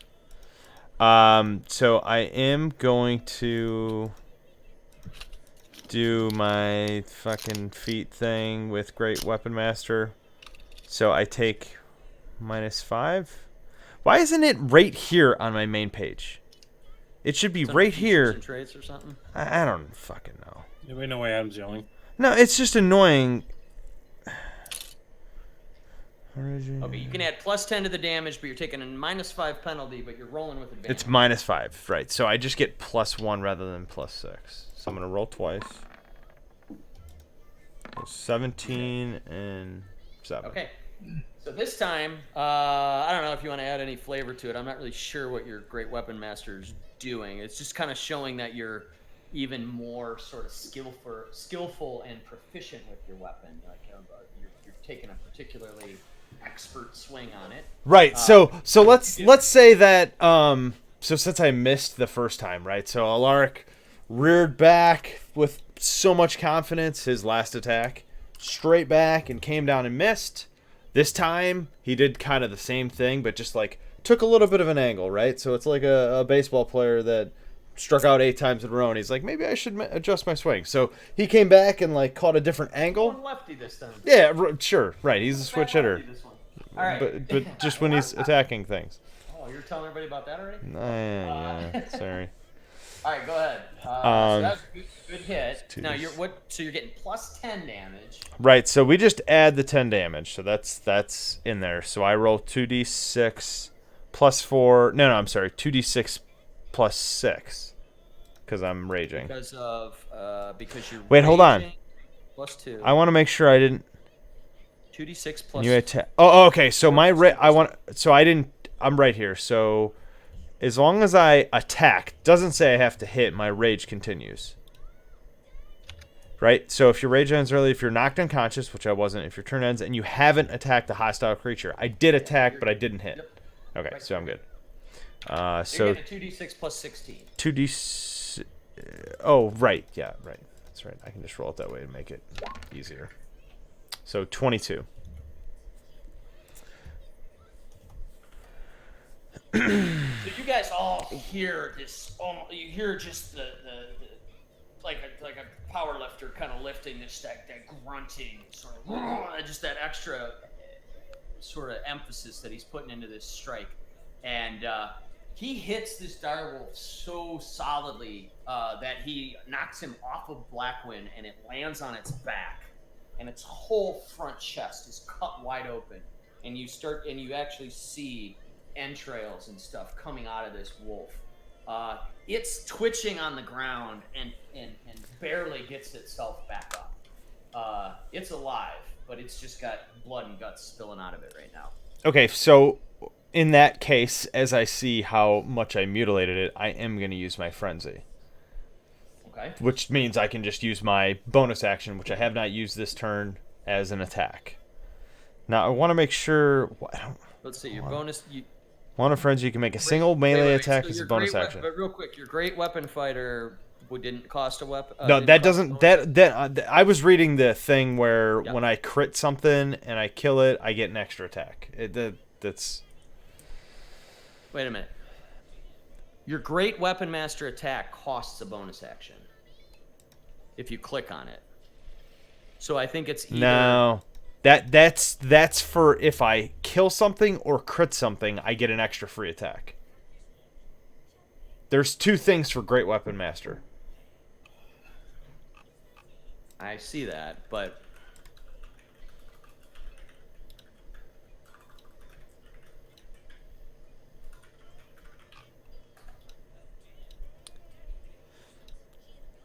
I need. I'm. If maybe anybody wants to help me. Look Maybe at you're this. right. Hold on. Maybe you're right. What are you talking about? I'm looking right now. I wish I knew Before this. you make a melee attack with a heavy weapon that you're approaching with, you can choose to take a -5 penalty to the attack roll and add +10 to the attack's damage, right? But then it says Great Weapon Master attack is 1 bonus action. And when you click on that, when you click on that specific ability that costs 1 bonus action, that's where you get the text for before you make a melee attack with a heavy weapon, you can use your -5. So not to like interrupt us in metagame and stuff, but was it stupid for me to do Great Weapon Master since I have the ability to frenzy and can take a bonus action? So basically I can't use my bonus action then. I think it was smart. A guaranteed +10 when you're rolling with advantage and you're only taking a -5 was a good call.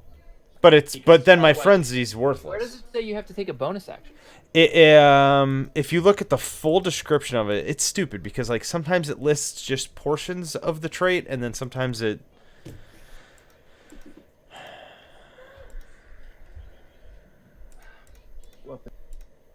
Now, I think you're right, Dan. We'll have to look into it further, but I think you're right because it does say Great Weapon Master attack, 1 bonus action. Yeah, I don't want to get bogged down. I know it is kind of important because you probably could finish this thing off, but Dad, Mom's home. No, that's fine. I'm just kind of make the call now that yeah, we can't do that. Nope, that's fine. Oh, that's what it says on your character sheet? Yep.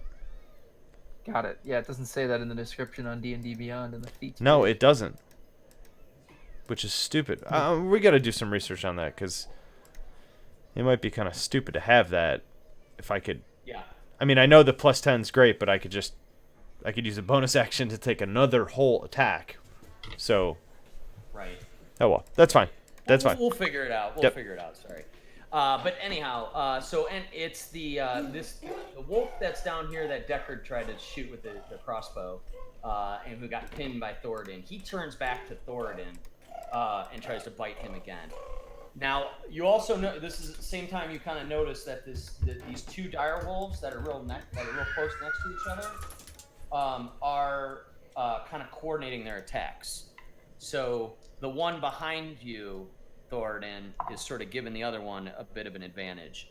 He rolled a 22 to hit. Yeah, it's definitely a hit. 10 damage. Okay. And you have to roll a strength saving throw. And that's just my regular. It's a D20 plus whatever your strength Right. save gets Got you. it.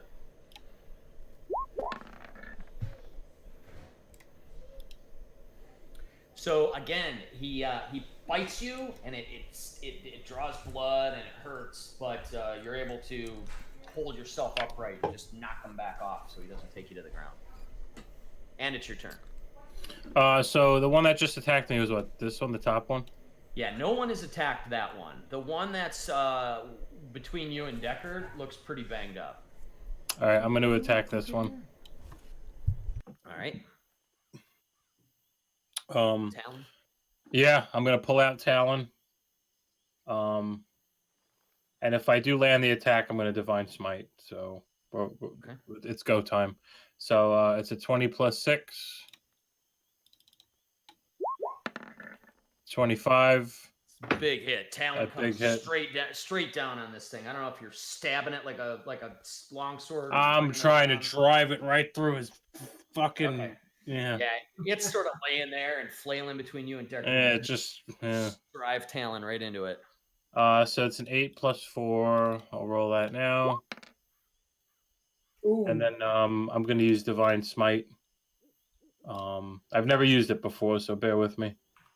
So when you hit with a melee attack, you can expend 1 spell slot to deal 2d8 extra radiant damage, plus 1d8 for each spell level higher than 1. So how do you know what level the spell is? So you choose between your spell slots. Yeah, have- you can So if you go to your one spells option. section in D&D Beyond, so click Yeah. on like spells, Uh-huh. which I don't have, and then you'll see like if you scroll down, you'll see like level 1 spell slots and then level 2 spell slots, and it'll list the spells under that you can use. Yeah, you only, as a paladin at level 4, you only have level 1 spell slots. Okay, I thought I was So missing just- something. Okay, No, cool. no, you'll get more later, and you'll be able to make Divine Smite more powerful. But So right it'll now it's be a 2d8. I'm okay with that. and you so click it's- off the spell slot. Correct. So I use Divine Smite.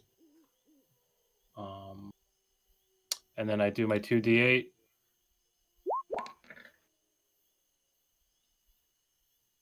So Alright. did I do that right? Yep, got it. So you stab Talon into this thing, and you feel it sink deep, and you guys all see it like kind of go all almost to the hilt as he's holding it in there. And Thor and then Thordan kind of looks up and around, and you just see like coming down his arm this sort of divine sort of glow as it then sort of blasts out of the wound hole that he's made in the wolf, and it almost like splits the wolf open as he just like this little sparkling little particles of divine energy surround it, and it just lays there completely silent, and it is dead. Nice, dude. Yeah, we needed to kill that. That was important. The wolf next to it like lets out a little bit of a howl and a yelp type of thing as that happens. All right. Yeah, well, he better wait because it's not his turn, so he better just wait. Are you doing anything else? Oh shit! I guess I do have a bonus action. Or what did that cost you to use Divine Smite? Is that a spell and an attack? Is that considered that like I'm done? No, I guess so. It doesn't cost any action. It says no action, so that's a freebie. Right. You could still use a bonus action, which I guess you have Hunter's Mark, Vow of Enmity, Enmity. I'll never say that word right. Enmity. Enmity.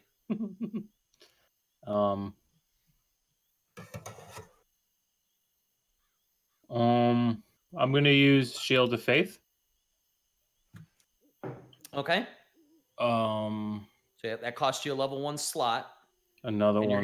you're gonna have to concentrate on that, so you can't use like Hunter's Mark at the same time. You can only concentrate on one at a time. But it's got a 60-foot range, and you can hit anybody with a +2 AC. Has Spargle been hit yet? Mm-mm. No. He's been using all his he's been Alaric, sitting there. have you been hit? He's just got robes on, but Spargle's been sitting there like as the wolves are attacking him, just throwing out like arcane sort No, of I've like not been hit. barriers in front of him each time. You suspect that he can't keep that up for perpetuity, but he's been okay so far.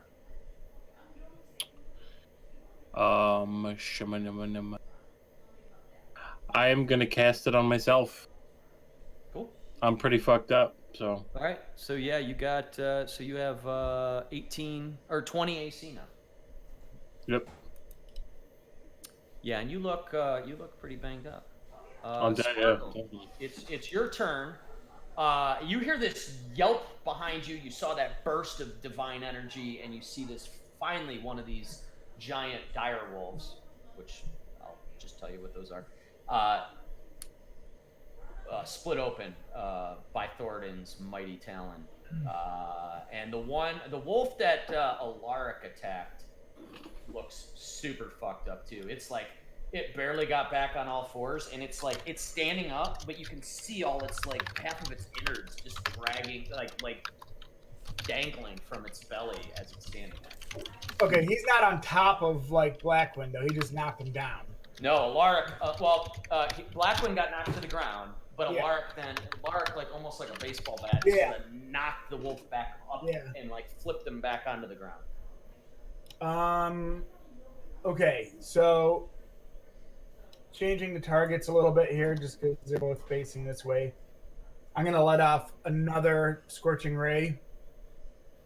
And you sound something, as I say each one of these things, it sounds like Mega Blast or something that I'm mixing into the language. And I shoot those 3. This one, and then that one. Okay. So roll your 3 attacks, and I'm going to go on that. Again, I'm going to go 1, 2, 3. That's the order. Yep. Okay. Left to right. Clockwise. There you go. Yep. Counterclockwise.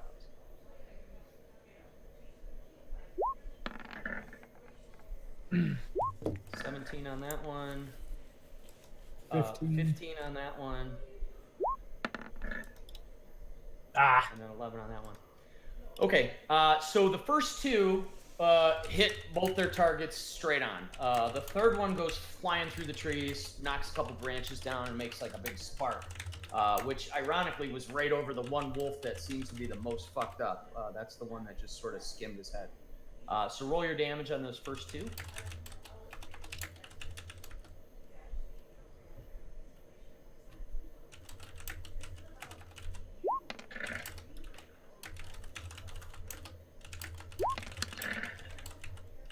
Yeah.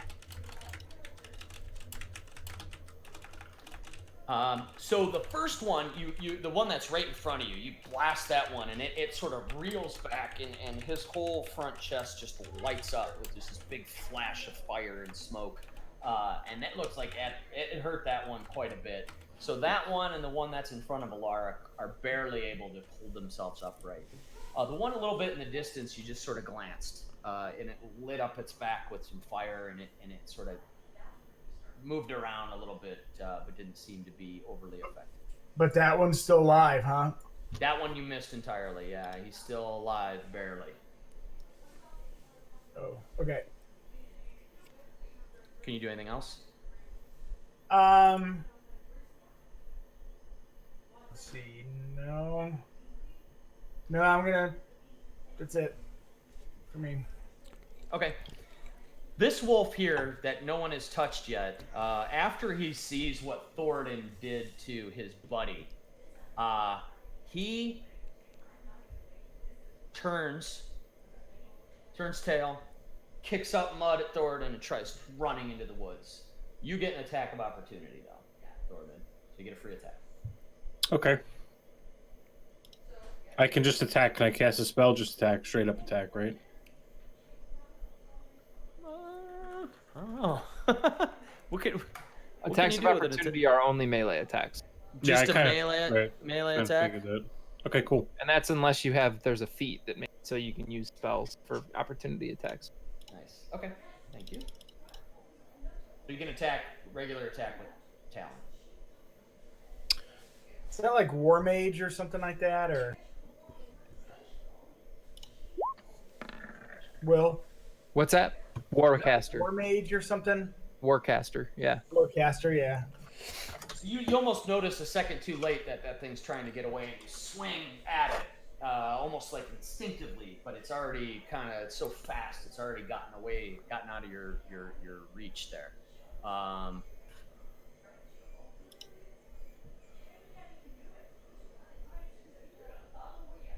And you guys see this one running this way. Oop. And just sort of dip back into the darkness. Later. This wolf here, seeing his buddy sort of run away, does the same thing. It busts through. It does a 180 and busts into the woods through the same sort of hole that it busted in on. So you see it go sort of like this direction and disappear into those woods. Blackwind suddenly he tosses a spider in his mouth and just starts twitching like this again.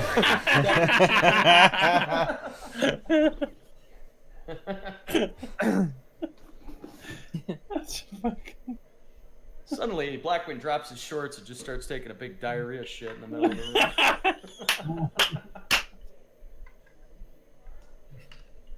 If you didn't read Slack, you didn't get that. But Decker, it is your turn.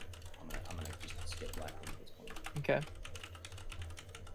So, all these wolves splitting. Now, well, let's say as a group, what would Blackwind do right now? So there's one ran and one's dead. Two of them ran. So Thornton killed one. Two of them took off. The other two are sitting in front of you with their guts dripping out. One's half on fire. One literally has its like intestines dripping onto the ground. I mean, I don't know how you guys feel, but I feel like at this point, since it seems like we kind of have this fight wrapped up, Crocus would maybe try to communicate with one and. Yeah. Yeah, that's what I was thinking. Honestly, too, so. I maybe I'm wrong, but I don't know. This thing's guts are falling out. I was thinking he was going to pity kill it, but also have a little tear. well, you said one's worse than the other. Maybe he would like go for the pity kill and then try to talk to the. I don't know what he can do. I'm not sure. Whatever. All right, we'll skip his turn. Okay. I was gonna see if there was like an obvious course of action. Okay. I mean, Well, you yeah, could also try just and you could talk also to just one. use like a cantrip attack and whatever. He said take his turn, Dan. So He did say take his turn, so yeah, do it. Just say that whatever Eldritch Blast. Say he Eldritch blasts the lowest health one. No, say that he. Okay. Well, I say he tries to talk to one of them. Yeah, I would think at this I point he think would that's try what and Crocus talk. would try and do. Yeah. Because yeah, because they're weak and dead, like now he'd want to talk.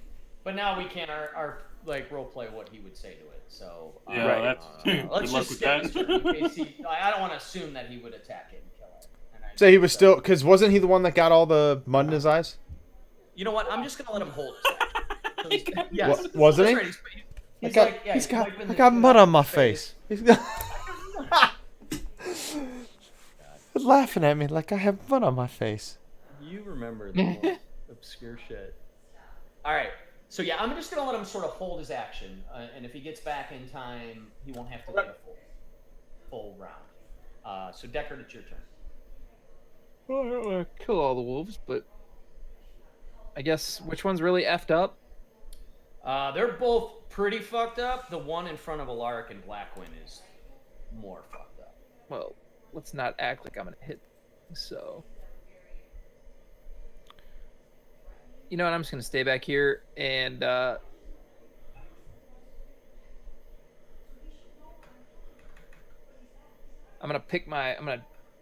I put my dagger away, just drop that hand crossbow to the ground and pick my heavy crossbow back up that was at my feet. And I'm gonna shoot it. All right.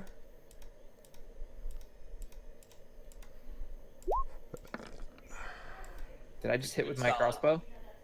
At this point, this wolf is like sort of wavering a little bit and looking at those two guys, and he's got his mouth open in like a sort of like a threatening kind of like snapping at Alaric and Blackwind. And as he's snapping like that, your heavy bolt goes straight down its throat. Roll the damage. I'm guessing that even with your bonus, you're gonna kill this thing. Yeah. So this bolt goes into its throat, and you guys don't see it come back out. It just buries deep down into its guts, and you just see it kind of like its eyes just go sort of like lose focus, and it just drops. That one was dead. I shot. Super dead. Super dead. Decker just like holding his crossbow up goes, yeah! Yeah. Baseball stuff. Do you baseball stuff? Are you can you do anything else? Nope, that's fine. Okay. Blackwind, it's your turn. You keep drooling. Let's see. This one. We're gonna kill this wolf before Blackwind can talk. This wolf is now alone. Sees everybody else sort of bitched out, and this one just ate a giant crossbow bolt. And he tries to disengage from, or he doesn't try to disengage. He actually just turns and tries to run in this exact same direction as his buddy. Oh, there's Crocus. Back. I'll give Crocus his turn.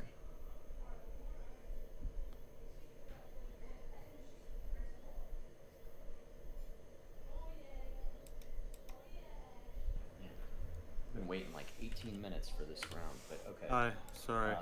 No, I'm kidding. Actually, that was like flawless timing. You're right on spot. Did everyone take a break, or is it just my? No. It was. We've been going. The wolves are fleeing. Deckard just shot a huge, like one, like opened its mouth, and Deckard shot a bolt right into its mouth, and it just ate it. It just literally ate it and fell over and died. The bolt didn't come back out of it, so it just was somewhere in its esophagus. And it's your turn now. You're right next to Alaric, who like chopped the fuck out of the one that Decker just hit, and you see the one alive wolf that hasn't ran away or been killed standing in front of Spargle, not looking like he's real threatening to Spargle right now, looking like more he's like kind of looking around for an escape. All right, I'd like to speak with him. See, I told y'all. Yeah. Yep. What? You're right. We can get valuable intelligence. Who sent them? Why are they so No. fucking? Will you calm down for like a second? I don't always want to fight with you. Believe me. I'm glad That's that what you I. already It said was your actually, turn, Adam, and was we your skipped your advocate. turn, and I said that's what you'd want to do. That's why we We were just gonna make you Eldritch. We were gonna have you auto attack and Eldritch blast at. right. That's why we decided to skip your turn and wait. Talk to him. So we I let you hold appreciate your. it. What we've let you do is hold your action, basically. So you didn't lose your whole turn. You did eat a spider, though. You did. You eat a spider. did eat spider. You know what's really creepy is there's been one crawling across my window, just like it knows what's going on. Do it for the stream, man. It's outside the window. I'd have to like, I don't know how to get to it. So this is a 10-minute duration. It takes you your full action to cast. The knowledge and awareness of the beast is limited by their intelligence, but they can give you information about nearby locations and. Okay, we're good.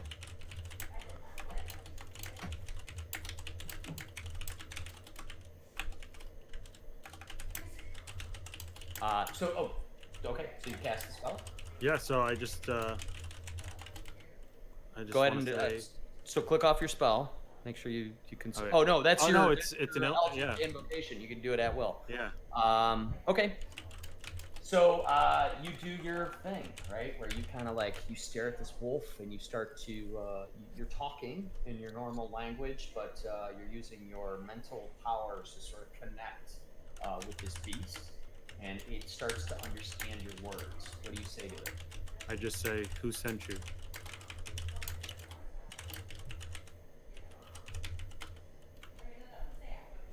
Hold on a second. Does he respond to you mentally, or does he like talk? Like, how does this work?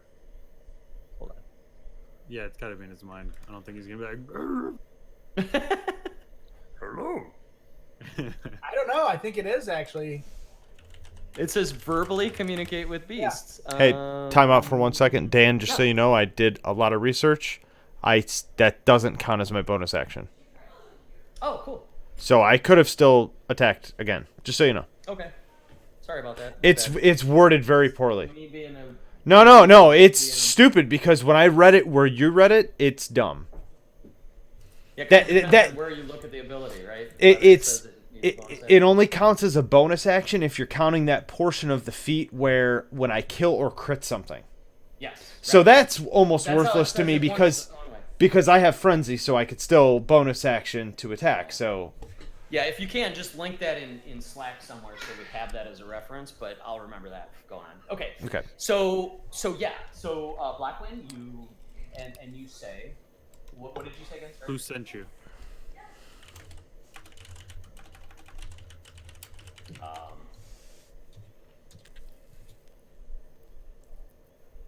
The dire wolf, like it's burning. It's got half its hair singed off. It's like bleeding out. All its friends are dead and have wandered away. And it looks at you and it replies, which only you can hear. So everybody else hears it. And all of a sudden sees this wolf just suddenly start, almost like you're like a dog on, like making those weird noises. That's what everybody else hears. But Blackwind, what you hear is, you are doomed here. None of you will leave. We will hunt you relentlessly for the Dark Lord. Did he say for the Dark Lord?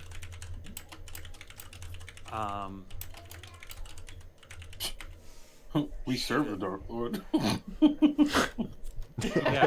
Tell him, This is the Ask big guy over ask there. Alaric. we're He serves him. we're here. It's this newest We're member. here to join the Dark Lord's army. What do you say? I want to tell him we're here to join the Dark Lord's army. At that, he just says, my master knows more than you think. Your lies mean nothing. So I can't even try and And- deceive it. That's... roll deception. with disadvantage. Ask him if he knows the red brands. What is disadvantage? What do I That gotta means do you got to for- roll a d20 twice and take the low end of it, the lower of the two. But I get my +6 for deception. right? Either way, yeah. With either roll, you get the +6, but you roll twice. If you roll a natural 1, it's still a natural 1 without your bonus. Oh. Well, you got to roll again though. So Oh. you get that. That's the bummer about disadvantage. Oh, damn. Oh. Still a good roll though. So what did you say to him? I said we're here to join the Dark Lord's army. See how powerful we are? Suddenly, when you say that, and you say that, look how powerful we are, and the wolf just sort of looks around and sees his dead companions and everything. He looks back at you and he says, I shall relay the message to my master. Expect him to contact you soon. And he turns to dart into the woods. Does anybody Bye, want Pupper. Later. So, Derek. I mean, is he left yet, or like is Crocus? Later, Dag. That's about all the conversation Crocus can have in 6 seconds, and it is this wolf's turn now. So Look him to join the army. Grogus can definitely have more conversation in 6 seconds, but Spargle will get an attack of opportunity as he runs away. It's up to you, Spargle, what you want to do. But he is now, as I said before, going to go this way. Knock him unconscious. Oh. I can theoretically, right, Dan? But what if he tells the Dark Lord this and it ends up working for us? I have no idea what you just talked to him about. Actually in character, nobody knows. All they know is that you've been like jabbering, like you've been making wolf sounds at this wolf, and he's been going back and forth. But Everybody they else gotta is assume like, that I'm having We're a just good conversation. we're waiting for you guys to start Uh, fucking each other. yeah. So okay, He so starts spooning the wolf and rubbing its belly. Who's a good boy? okay, so as he's charging off, I glance at Blackwood. I'm like, get him? No, he's our And then- friend now. Okay, so So you lay up. I lay up. All right. We established we couldn't cast a spell, right? As an opportunity. Right. Okay, just want to make sure. Okay, and at that, the wolf darts into the woods the same as the other ones did, or kind of follows that one that headed off. I realized that he was almost dead, but this could be interesting. Yeah, Hell yeah, man. agreed. Everything could be a thing, so it's perfect. Yeah. Yeah, and at Did that, you hear that? the wolves have either been killed or have fled. Did you hear that? You mind if I take a 3-minute? No, I have to pee so bad. Yeah. Dan, I'm gonna send you this image so you can read it. Yep. Thank you. It separates it. It's fine. Everything's fine here.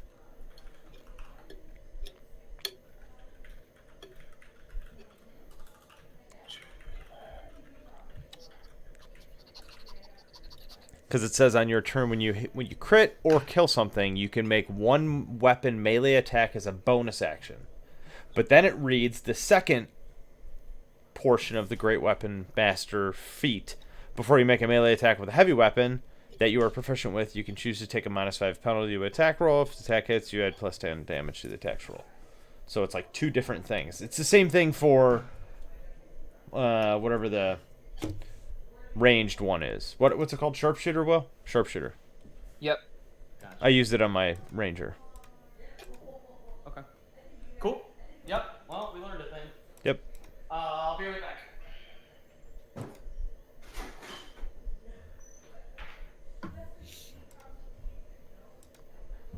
So that's pretty sick, Crocus, that you rolled a 20 and a 19 back to back. Yeah, dude. Although, like, I could have used that for something really important. It's still sick though. Instead of talking with the doggo. That is cool. You might have needed to roll pretty high for that. I mean, who knows? Might not have gone that way. you know that NASA grew plants from soil. From what soil? What? The moon. Really? Yeah.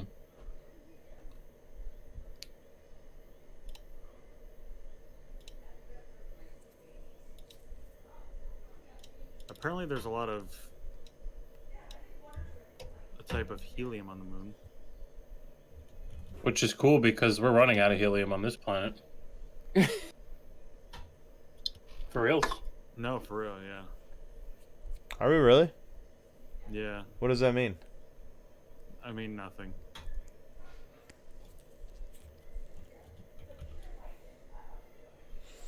God, man. Who knows? We're gonna run out of everything soon. We're all gonna die.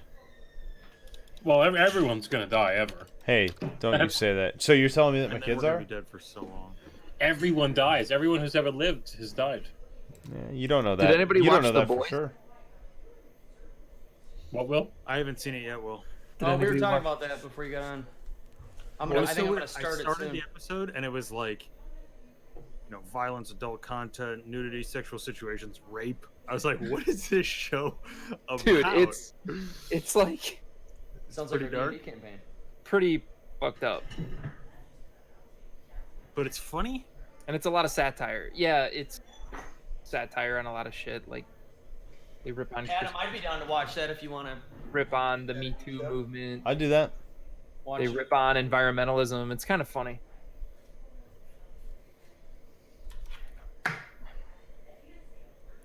Well, life's a bitch. We're gonna die. According to Matt. Thanks, Matt. Yeah, thanks, Matt. Hey, I have to pee. What am I doing? Yeah, you were supposed to do that already. That's the nature of nature.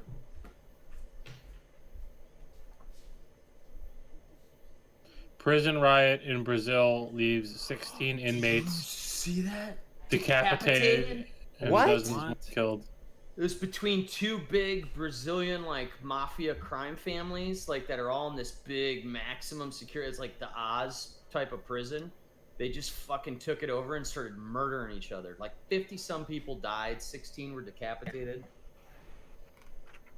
Where was this at? Brazil. Brazil, Jesus. nice place. Some of them got asphyxiated and decapitated in front of their family who are visiting them.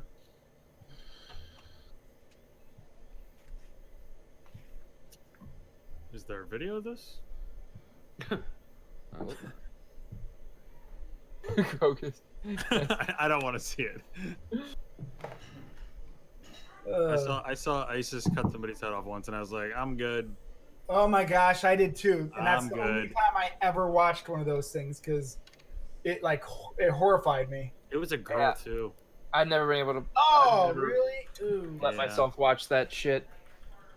One time I saw that, and it just I never again. Dude, they make music videos for their recruitment video. It's like fucking Arab rap, and then they're just just cutting Oh people's my head. god. Yeah, That's dude. real high production quality. They hire these Hollywood interns and stuff. Like, hey, like, Why don't we just kill that whole region of the world? Why? because there's innocent and people there. Boko Haram, we can't take care of a bunch of Nobody tribal cares. guy. Nobody But cares. That's the problem. Nobody cares. But we could easily just send in one Sure. SEAL team and wipe out that entire One SEAL team, literally. They'd be like, what's that? Well, name? Boko Haram? Who? Boko Haram. Boko Haram? I mean, look That's at the Afghans. They fought off the Russians in the 80s, and look how long they fought us off. I mean, Yeah. That's true. Well, they haven't. I mean, it's they're just fucking hiding in the guerrilla- mountains. They're not really Well, exactly. It's guerrilla warfare. doing but- anything. right. You could Yeah. just let them stay in the mountain. They would never do anything. Just put a big fence Right, around it. right. Have fun. But they would terrorize whoever lives there forever. You know when when the army seizes a poppy field, instead of burning it down, they're like, we need to keep this heroin.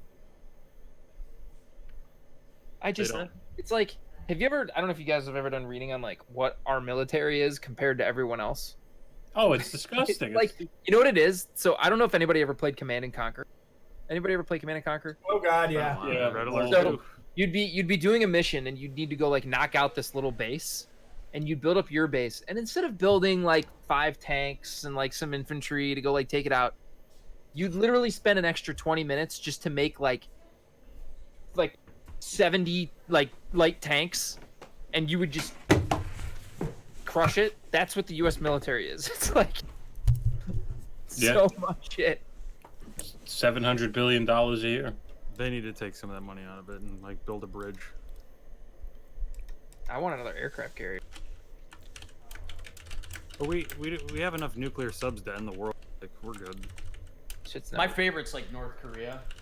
They're always so proud of themselves, and they're up to about 1955 technology right now. Yeah. Right. And We they're could so send like excited. one aircraft carrier and a small fleet into that region and destroy their gun. I believe like need to make one landfall. really good like Top Gun fighter pilot could come in and just fucking tactically carpet bomb the entire capital of that. It would- that country. It'd like- be over in one day. It'd be like that.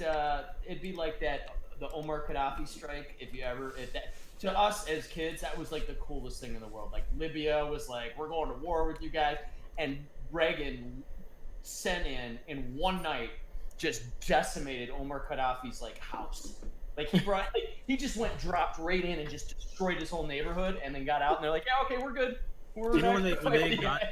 Gaddafi, they shoved a bayonet up his asshole. Good. No, Well, yeah. living Shouldn't go or on- I dead? shouldn't go on stream saying that, but yeah. I think he might have been dead. I don't know. Close. I mean, if that probably did the job. That probably did it. Yeah. How do we know? Did somebody take a picture of it? How do we know that happened? Yeah. Yeah, they videotaped it. They were dragging his body through the I street. want to see the I video. did see parts of that video. That I don't mind watching because it's like if you're an evil fuck. Like I watched Saddam get hanged. Yeah, Bang. that's a good one. That's a good one. Oh, hey, we're all back. I'm sorry. Okay, so the dire wolves are taken care of. It's now morning. You're like, what the fuck was that? Does you're anyone not- have a problem with me sending away that dog? No, I think that could be really cool. Because I mean, And I approve. in I character. don't think anybody's going to have a problem with much right now that's going to alleviate any kind of threat because we're all in uncharted territory. Well, Right. minus Spargo, who this is like his summer home, apparently. All right, so did I bounce you guys to the other map? Is it all It's all black? Oh, Oh, except for a no, little piece on except the no, I right. see it now. Yeah, Oh, can yeah. you It's have- just- you it's- gotta like navigate in. Yeah, and it's zoom in just on that for me. fucking wonky on the way these maps zoom and shit. Yes. No. No. I know. They do. You, Yeah. I got it. you need to like get artful about like sort of zooming and getting in the right spot and like kind of almost fill that as your like main screen. I did change our map marker. I had a black one before. Now it's like this bright red. The B on this, or you don't see not letters. The little like squares with the dots. Those were the gates that you walked through the prior day. All right. You Okay. guys following that? Yep. Yep. So these were the gates. So we're a little bit past the gates. You had moved just inside the gates, about And a then the quarter gates mile. closed, Each right? one of these, each hex is a quarter mile. The way you kind of move here is about 8. You can do about 2 miles an hour, so you can do about 8 squares an hour. You find your way back to the path, which is the road, we'll call it. I mean, you can if you choose to leave your camp and continue on the road, or you can do whatever else you guys want. How, Thornton, how you looking there, bud? I'm all right. I'm all right. I'll be okay, lad.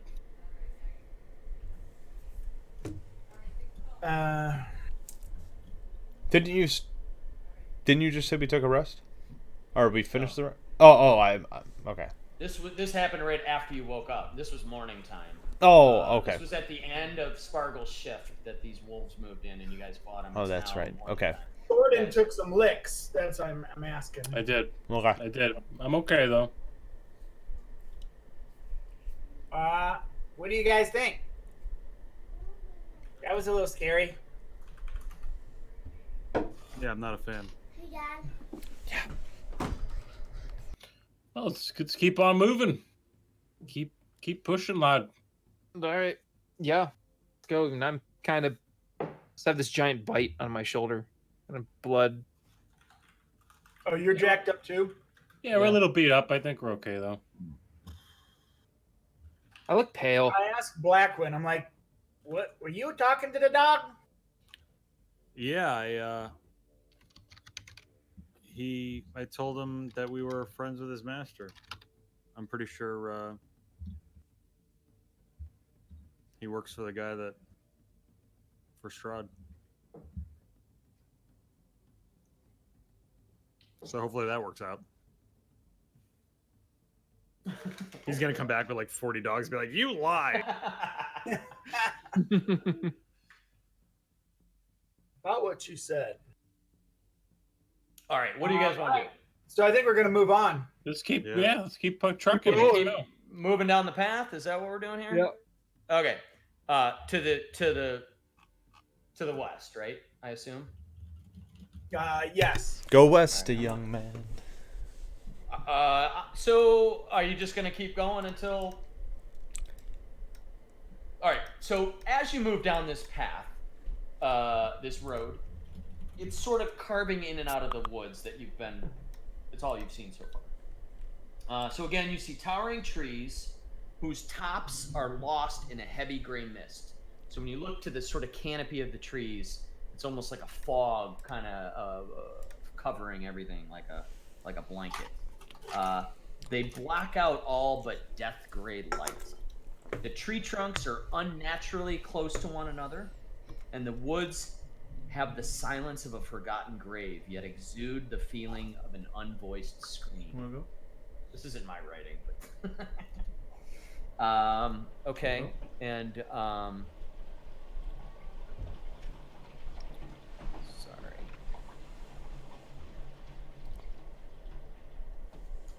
Check Slack if you guys are somebody's got something on Slack there. And I need well, I'm just gonna read this out if somebody picks up on this. So yeah, you guys are traveling this road on foot as you kind of continue to make your way through the woods. Does anybody want to do anything? Alark would like to be in the front as much as possible. Okay. So we got Alark going first. Who's following up him? I will. Thornton. Who's behind Thornton? I'll nudge in. Spargle. Deckard and Blackwin. Are you guys? Who's bringing up the rear? I will. Okay.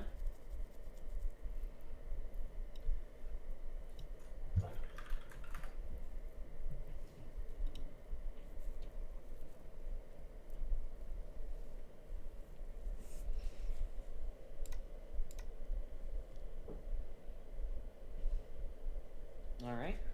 Hold on. I want to make sure who I sent this message to got it.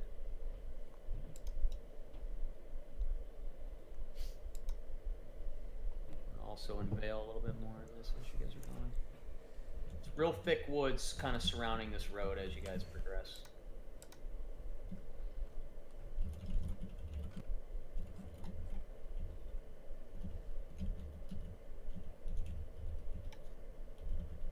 Crocus, are you looking at Slack at all?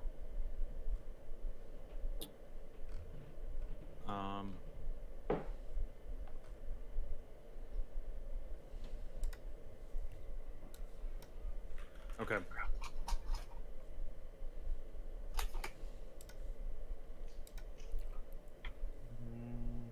Hold on, give me 1 second, guys. Sorry.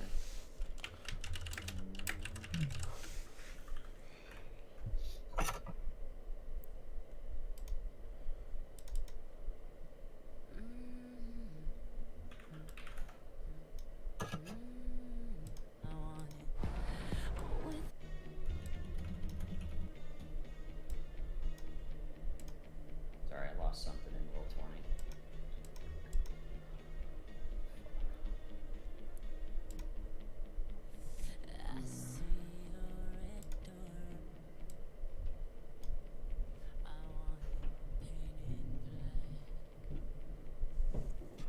Crap.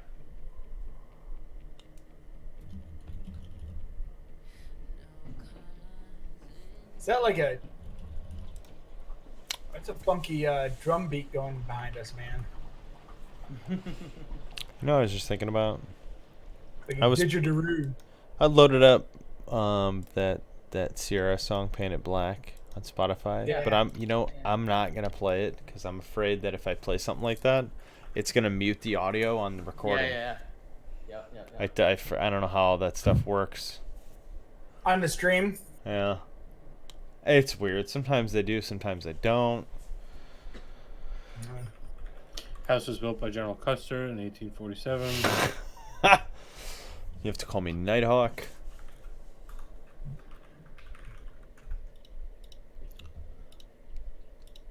So while we're walking, I can smell death in the air. So Blackwind picks up on the stench of death or a corpse or something as you're walking, continuing to walk down this muddy sort of trail. It seems to be off to the side of the road, Blackwind. So you said that out loud to the rest of your group? Yeah, and I Okay. keep looking in that direction. I'm not too Okay. happy. And he's pointing over towards an area where he smells that.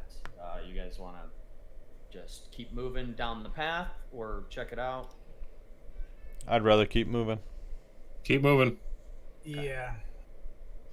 I'm cautious though. I mean, I'm like looking. So are we saying we're just gonna pass by whatever That's your call. you sensed? You don't think we should check it out?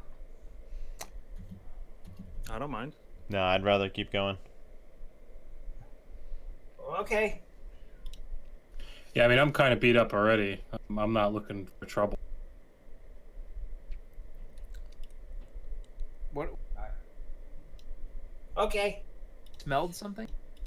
So Blackwind says he smells like basically a corpse or something nearby the trail, or something dead nearby. He's got a particularly strong nose for that kind of stuff.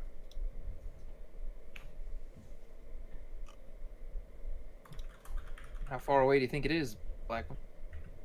Did he say that? Did you tell us? I can't tell. He did say that. He said that he smelled it to you. Make a perception check, Blackwind. Okay.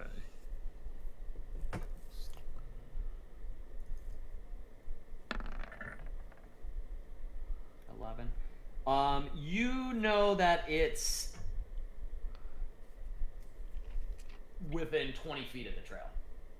It's close. I relay that to the group. It's within 20 feet. Let's What do you think you smell? Something that died. Could be an animal. Could be something else. Definitely something rotting. If you'd rolled a better perception check, I might have given you a hint as to what it was. Maybe like a high teen or 20. Why don't we at least try and check it out here? Be some kind of clue. I don't know. We know where the I hell mean, we it's are. dead, so it's not like it's gonna kill us. Lark's gonna stay on the road and wait for you guys. Okay. I would Anything like. else? He's Can I- yeah, can I- Lark's a little spooked, so he's not looking for more death and decay and scary things. I'm gonna use divine sense. I like that. Now we're talking. So when Blackwind says, I smell the scent of death in this area, you do divine sense. I got this wrong before, so click 60 it feet. off. Since anything affected by the Hell spell or any celestial fiend or undead within 60 feet that's not behind total cover. Okay, so click it off if you didn't already. Did it. And when Blackwind says that, Thoradin kind of like puts his hands together and you see him sort of praying to his god or just sort of concentrating. Thoradin, you kind of put your arms out and look around a little bit. You don't sense any undead. Despite the fact that Blackwind said he smelled something dead. Maybe it's dead. Any celestial fiend or undead? No. Well, ain't that a kick in the head? So Which, Can I just go check it out? you totally can. yeah. I'm gonna go walk. Anybody I'm want gonna to go stop follow him, or my you're going with nose. him? So Lark's hanging back by the road. He doesn't want to go back. I don't want into to the go. woods. I don't want to go. He doesn't. He doesn't want to I go by follow the him. stinky dead thing. Thornton, what are you doing? I hang by the road with the Lark, my shield up. I'm a little fucked up. You know, I don't sense anything, but I still have an uneasy feeling. Okay. I'm skipping behind him. I'll go with him. So Blackwind just seems to sort of just shrug off or ignore the rest of the group. Deckard and Spargle follow right. Not like with real them, life. Also pretty curious. With the smell. Now You know what that about, means. Like, you go about 10, 12 feet into the woods, and the foul scent leads you to a human corpse. Oh, good. Okay, just what we needed. Half, More dead half bodies. buried in the underbrush. Look at that treasure. About 15 feet from the side of the road. The young man appears to be a commoner. His muddy clothes are torn and raked with claw marks. Crows have been at the body, which is surrounded by large paw prints. The man has obviously been dead for several days. He holds a crumpled envelope in one hand. Oh, jackpot. Crows, not ravens, right? Night's Watchman. Oh, King Crow. All right. Drag him out of the fucking water. I mean, it says crows. You're not entirely sure. A bird, Yeah, you're not an ornithologist. right? Well, I know. I mean, I know what the difference is in real life. Ravens are bigger. Yeah. So maybe these are a little smaller. Drag him out of the water. Can I just take the envelope and bring it back to my friend? Not the body, just the envelope. Yeah. I mean, sorry, Paul. You can Sorry, Paul. you can grab the you can grab the piece of parchment or I'll take crumpled- that. it's a Thank you. crumpled envelope. You just take it out of the dead I'm body. I'm like, Hey, okay. this guy with props. Not a cowboy hat. It's cool. It's like a bill I'm not gonna pay. Give that back to that corpse. So do you open the letter? Once I bring it back to everyone. All right, so you come back to the trail. And, Yeah, they kinda- you guys Deckard and circle it. Spargle, are you just kind of following back to the group? Well, did I see the body? Can I inspect the body for anything else? Yeah. Oh yeah, I guess we should have. Yeah, I might have had a thing. Go ahead. I'm just following Blackwind. Yeah. Oh, so I wish that I would have like tucked the jade frog into the body so that when he searched it, he'd be like, "What the fuck?" Oh, too late. I'm already. Deckard's already really freaked out. That'd have freaked him out even more. I know that's me. I don't want to make it. I don't want to mess with my friends in a scary place. If we're at an inn, maybe. You start searching the body, and you see it's very, very plain clothes. Like not even nice clothes. Like holes and barely stitched together. It just looks very drab. Like this guy didn't have anything of sort of value on him. You're searching through pockets and stuff. You start to hear wolves howling again. This time to the north. That same loud wolf howling that you guys heard when you woke up, and it seems to be coming Oh, in your direction. Are we? We're all together at this point. Deckard and Spargle, and I think Blackwind are still sort of at the body. Okay. Blackwind picked up an envelope that was like clutched in this body's hands, Right. and and Deckard started searching the rest of them. And then Do we hear wolves or just? yeah, you guys by the body all hear wolves. can I cut Paul's arm off? You're not at Paul. You're hanging out with me. Can I go to Paul and cut his guarding arm the off? old town road. Well, you don't know that we've found a dead body. Yeah, you guys don't know anything yet, except that. So from your perspective, those three went into the woods. That's Okay. all you know. And me and you are just jacking each other off. Okay. And this thing is like dead. It's been dead a while. It probably smells pretty bad, right? Several days. That's how Blackwind picked up on it. Was Got the it. smell of. So like while I'm searching it, like I'm Deckard is like Oh, what a pussy. just like gagging, like It's the dead bodies. right. And you're pretty convinced, Deckard, that there's nothing of value left on this body. Yeah. Okay, I get up real quick and I just walk past Blackwind and Spargle like there's nothing there. There's nothing there. What am I supposed to You've got this big ass envelope dead in your titties? hand. Yeah. What do you guys want to do? I just trotting along, following him in the note. Are we like we're not opening or the letter or not? I don't know. You tell me. Are you heading back to Should the we group? Or you... should we read your letter or should we get the fuck away from these wolves? I like the F-bomb in there. That was good. Sure, get the fuck away from these wolves.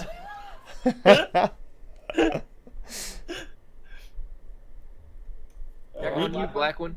Read the letter. It's a federal offense. I can't read the letter. It's a fair. I have to take this to my local deputy.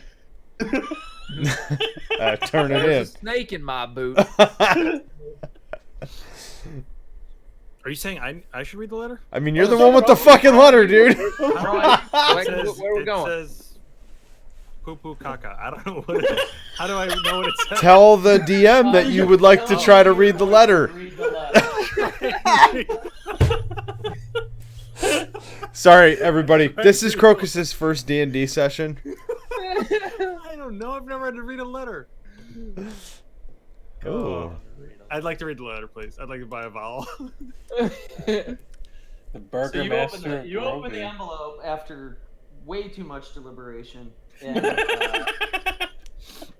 I think I just shared. Hopefully you see it. Yep, I got it. I got the English version up because nobody knows how to read cursive in the United States anymore. Yeah, the Burger Master.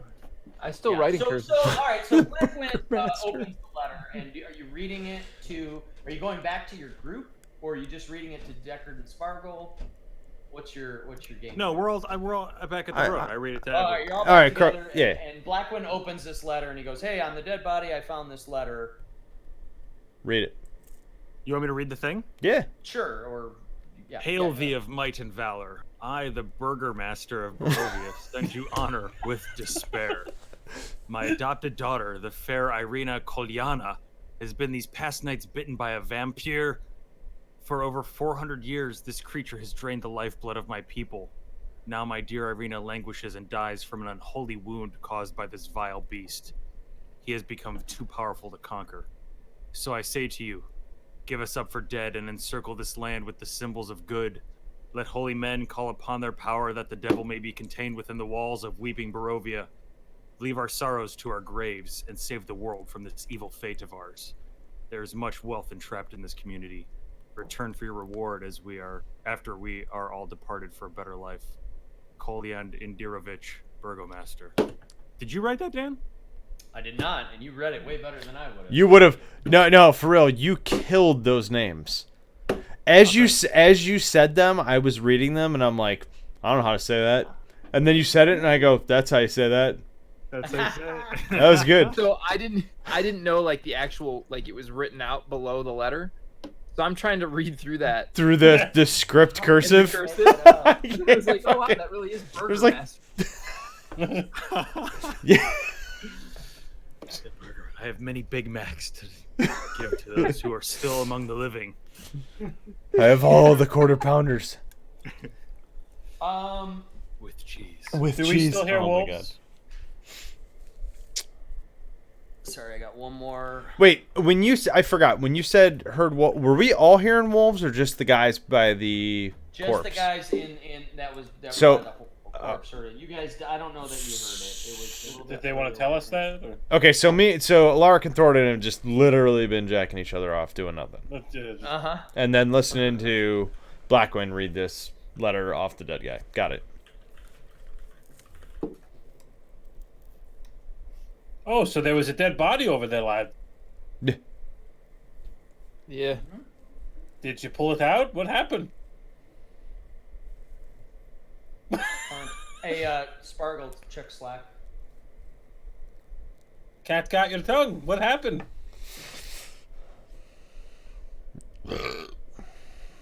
So, do you guys exclaim? Are you guys just staring at Corbin like he's a fucking crazy person, or you know, acknowledge that he's talking to you? You just. All right, there you go. All right, so there's that. And there you have it. What's going on? I think Kirk's computer locked up. So, as you guys are coming back to the I'm path, waiting.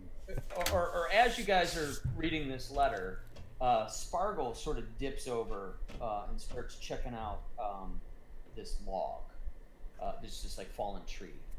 That, like, just in a random area or by where they headed for the corpse? Closer to, like, actually on the other side of the path. Okay, so just a Opposite random of log. where the bot- yeah. Okay.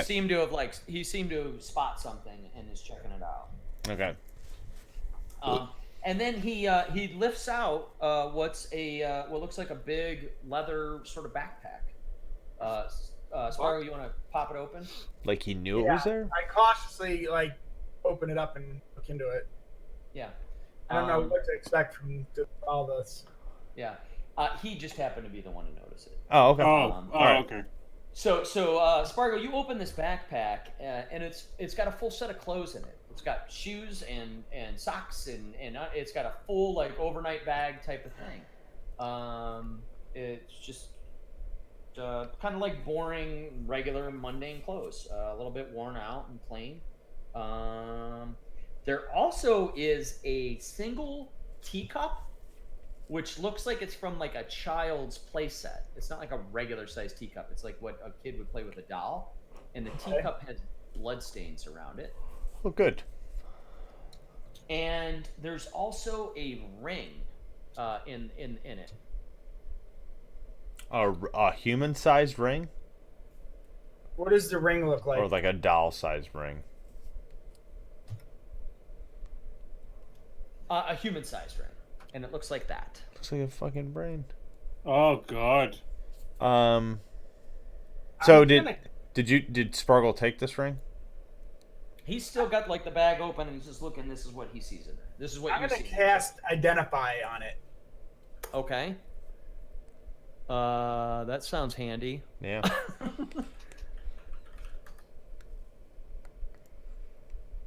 So it takes a minute to cast. It's a first level spell. You learn its properties and how to use them. And okay, yeah. So Spargle like pulls out this ring that looks like it has this like brain or maybe nutsack, depending on your perspective, on top of it, and Scrotum. His scrotum. And he's kind of he's looking at it, and then he starts to mumble some things and like circle his hands around it. Spargle, I will send you. Let's see, how do I do this? Scrotal protection ring.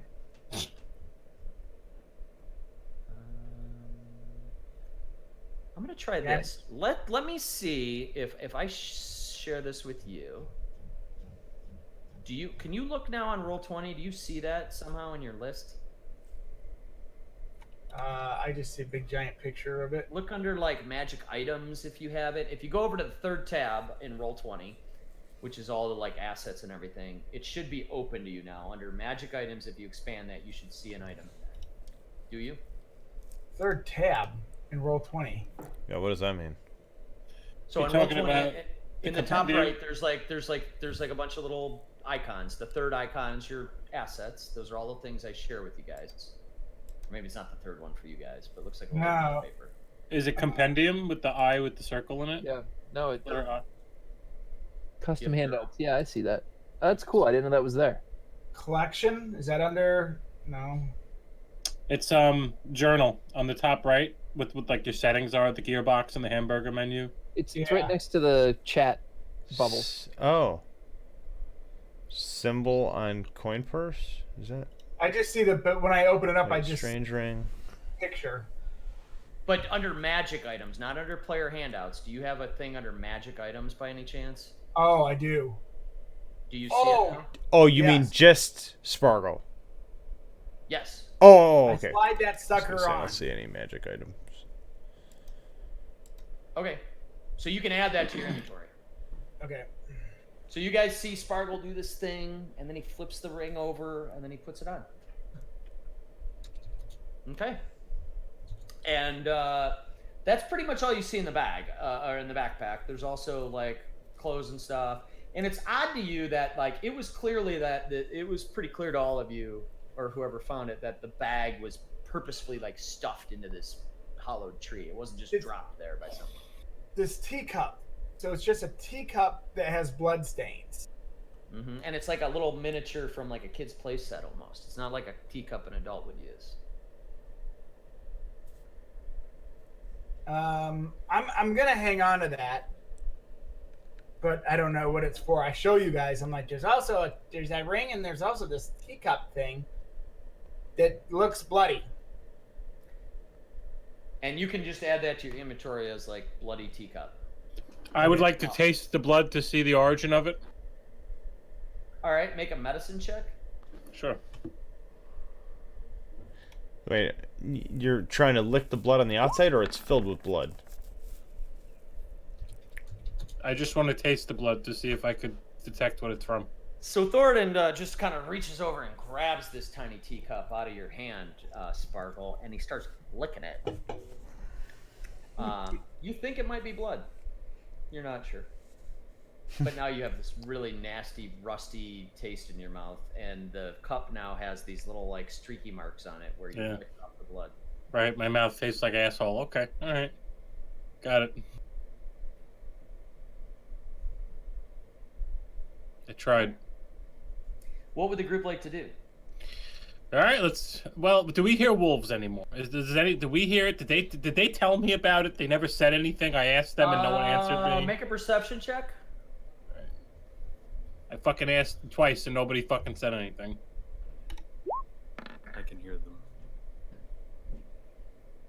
You haven't heard. You only faintly heard the wolves before. And you realize that when the group kind of got back on the road, the wolves almost subsided entirely. That's good. You've Thoradin, this is just you. Everybody else sort of out of character. You've kind of maybe put together that if you're on the road, the wolves are not sort of approaching and making as much noise. When your teammates went into the woods is when it picked up. Got it. Aggro radius is the woods. Got it.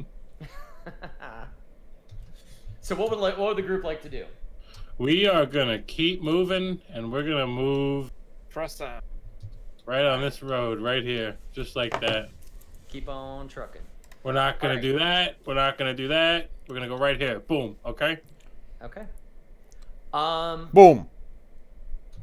I think that at this point we have like another 15 minutes.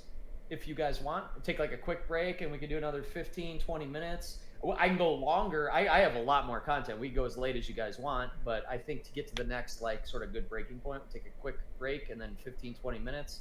I could go another hour if you guys are into it and have time.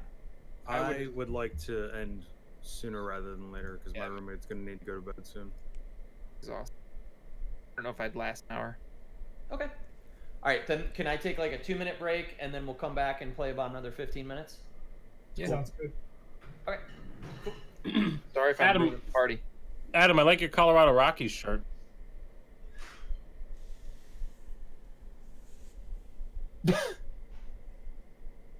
It's not a Colorado Rockies shirt at all. I know. I didn't mean that one. I don't have a Colorado Rockies shirt, Matt. You had one. I didn't. Well, you know someone who did.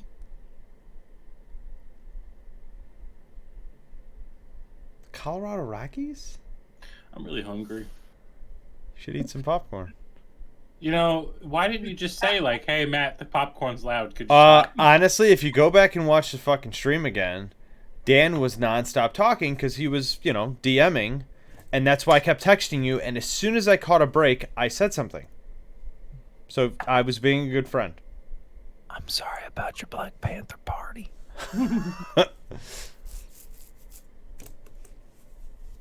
Matt, it was okay. It wasn't that loud. Oh no, I mean, But it needed like you shouldn't eat popcorn. yeah, I'll No. myself. That's it. I'm just gonna I'm mute from kidding. now on. No, it's fine if you eat the popcorn. It's totally fine. It was just the bag. It wasn't the actual eating. It was the bag. It was like a little unreasonable. extraordinarily loud. Yeah. When you're doing that there in front of you, it sounds like it's inside the microphone in our stuff. Yeah, don't do that. Hey, Well, Dan, how easy was Adam to annoy when he was little? Would you guys mess with him? Dan was a lot Not older me. than me. He didn't mess with me. I think Tim messed with Adam. I was older. I was like already out Yeah, of that. that's what like, Tim did. Nonsense. Yeah. Don't forget, Dan's 10 years older than me. You know what I mean? Wow. So when I was like old enough to be messed with, what, like 3, Oh, 4, right. 5 years old, he was a fucking teenager. So he didn't give a was shit in about high me. He was school, like, "Can I have going sex?" to I beer was very parties. I was, Right. I was gonna say I was very unsuccessfully trying to get laid. All right. What? The chicks didn't like that you played D&D back then? What the fuck, right? Yeah. Now Oh, I'm that killing pulled it. them in droves, man. Nah, it's cool. Now I'm like raking it in. You had sex with at least 6 or 7 women. Now I'm raking it in. Right. I just walked out there and my wife was like, "How's D&D?" And I was like, "Fucking or what?" That's not what she meant at all. She was just going, "How's D&D?" All right, so I don't know why. Here, Matt keeps drawing shit on my map. Brett Favre's gonna do what Brett Favre Between that and wants the to do. popcorn, I should get kicked out of this fucking. See if I ever Okay, tell you a so, thing I'm again. sorry, what are you guys doing? Are you guys continuing to sort of like move down? the Yeah, road? I think we want to move. We heard those wolves. Let's keep moving. Yeah, stay on the road. Stay on the road. No wolves. Stay away from the wolves and the dead bodies. It's about 11 a.m. this time. Or 11 a.m. now. You guys woke up at dawn and had the encounter with the wolf. You've been moving down this road path thing.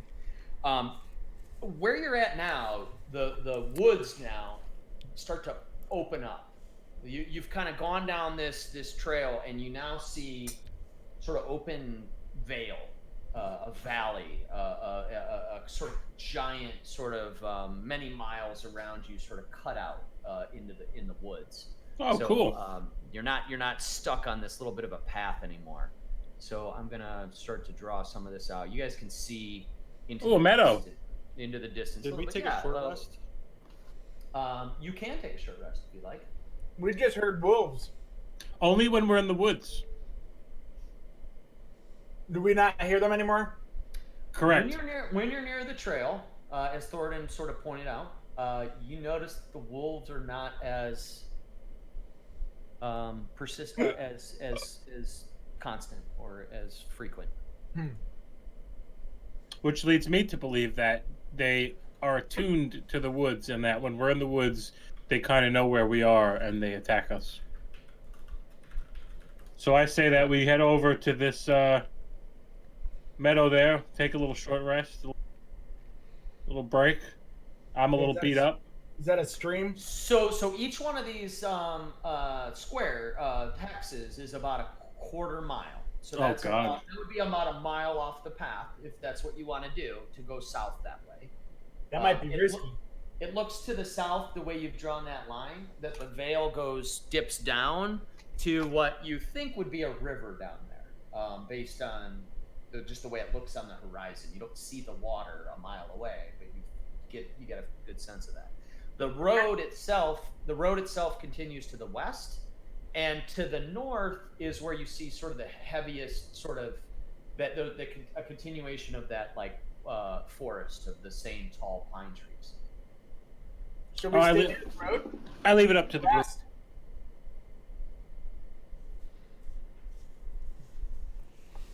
It's up to you guys. Personally, I like to follow the stream, but I'm okay with the. I'll follow the stream. Sure. Follow my fronts. Yep. Fall on. Okay, so you guys are getting off the path and going south towards the towards what you look at, what you think is the river, or what looks like a river.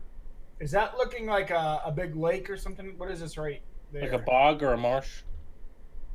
If you get a little bit closer, I'll tell you. All right, so I think we're gonna move to the. Okay. Oh, I just. Yeah. I did So it you too. guys spend another half an hour moving in that direction that Matt just highlighted, and you get further towards this river, and it is in fact a pretty nicely flowing river. The river flows as clear as a blue winter sky through the valley. Oh, The water is very clear. It's very clean. how quaint. It's It's it's What's the about, temperature? The river's about 67 degrees Fahrenheit. Peruvian. Oh, that's good for halibut. Can I fish over here? You can if you brought your rod. 67 degrees. That's chilly. I'd like to take a sip. Sounds good. Is it flowing though? It's flowing. It's The flowing. climate in this area is chilly. You know what I mean? It's not like summer warm. I don't have a fishing pole. I But used yeah, my mage so, hand to cup some water up to Alaric? His mouth. Alaric. Alaric. Hold on. Time out. about- Alaric. Alaric. We've only known you for a couple weeks. We can- Alaric. Oh, Alaric. all right, big guy. Thank you. The river is like 50 to 100 feet wide as it goes, and it seems to be about 5 to 10 feet deep.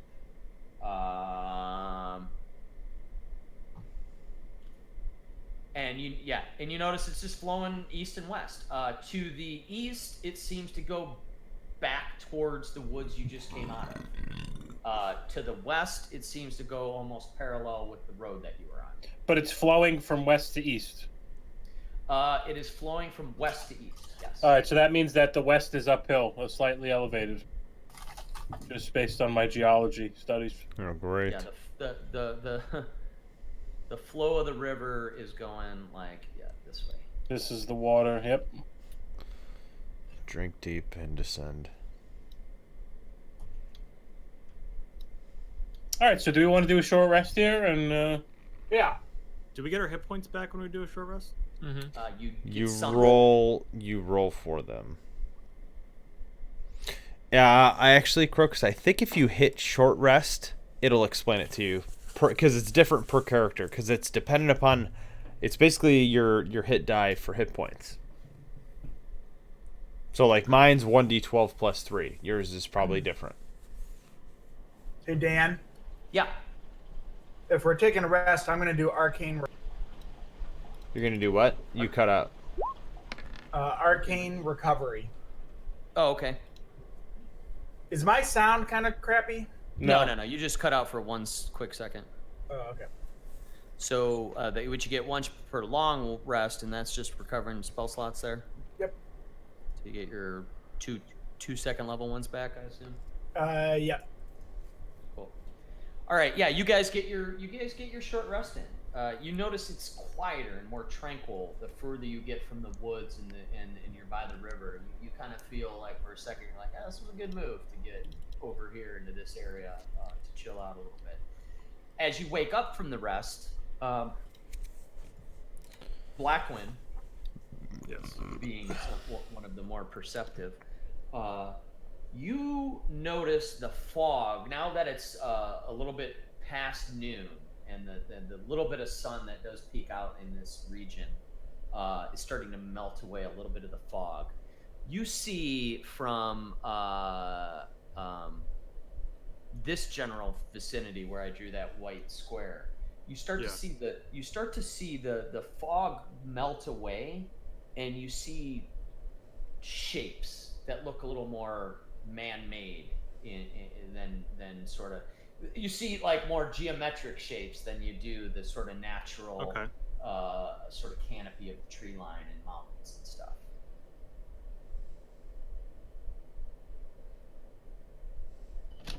I should probably tell my friends. If you'd Follow like. my friends.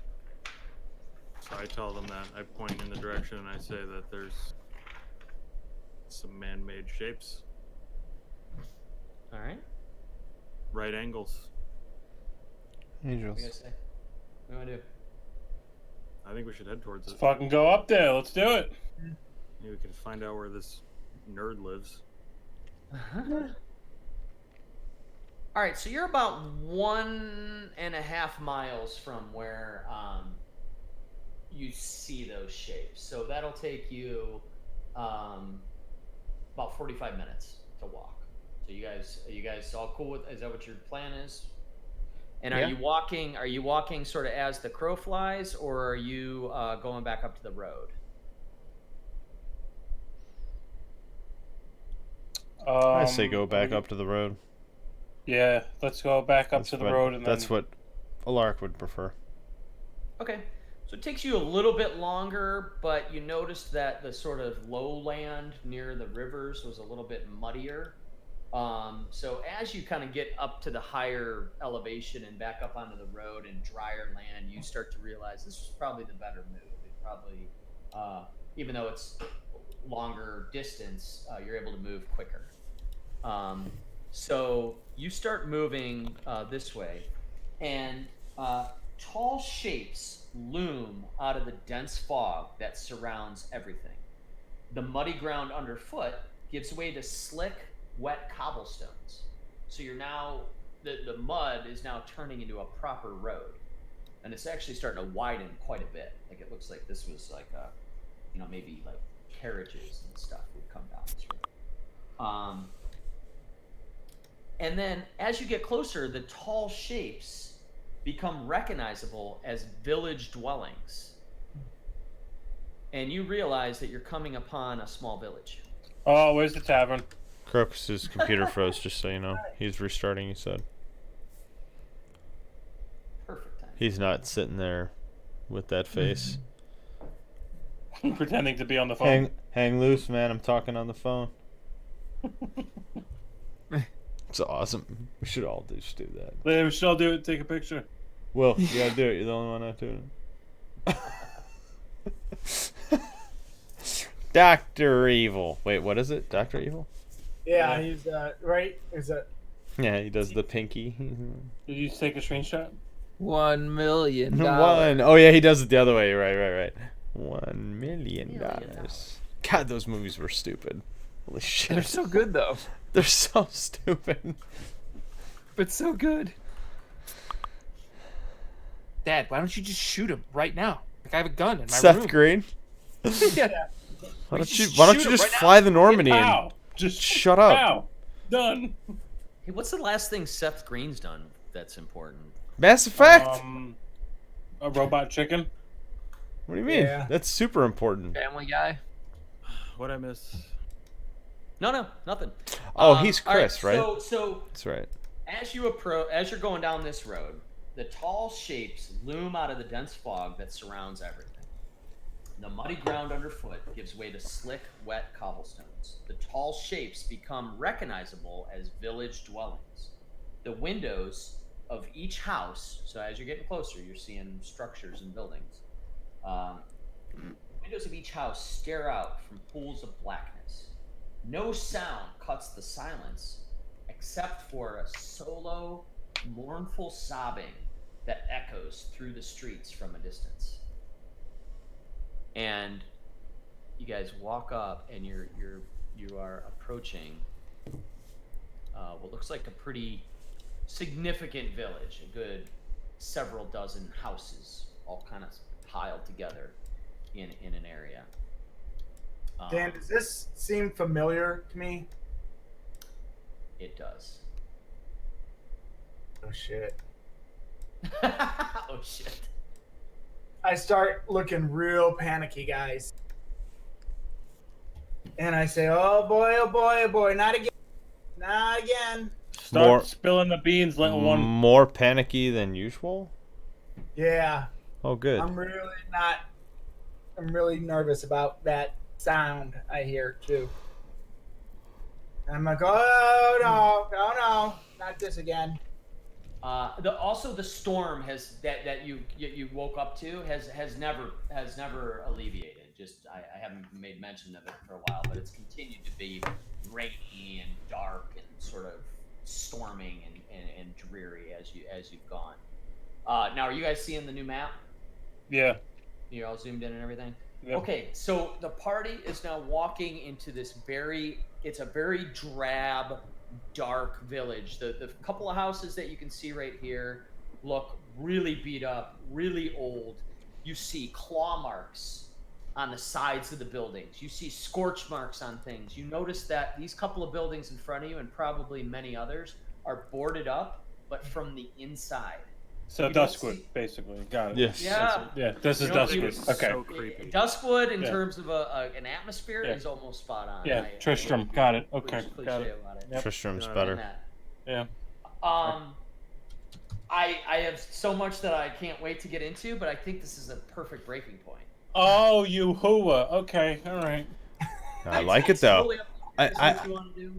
No, I think this is good. I think we could chat about some stuff, right? We're literally walking through the gates Yeah, I or mean, whatever in the terms front of entrance of fireside this. Chat, let's assume you haven't encountered anybody. You guys, as a party, are just walking into this village that's opened up. You haven't spotted a single person yet. You hear this sobbing, like it's not a wailing. It's a sad sobbing that's coming from. It's pretty deep. It's several hundred feet away, but you can hear it because of the pin drop kind of atmosphere right here. Oh God, is it a little girl?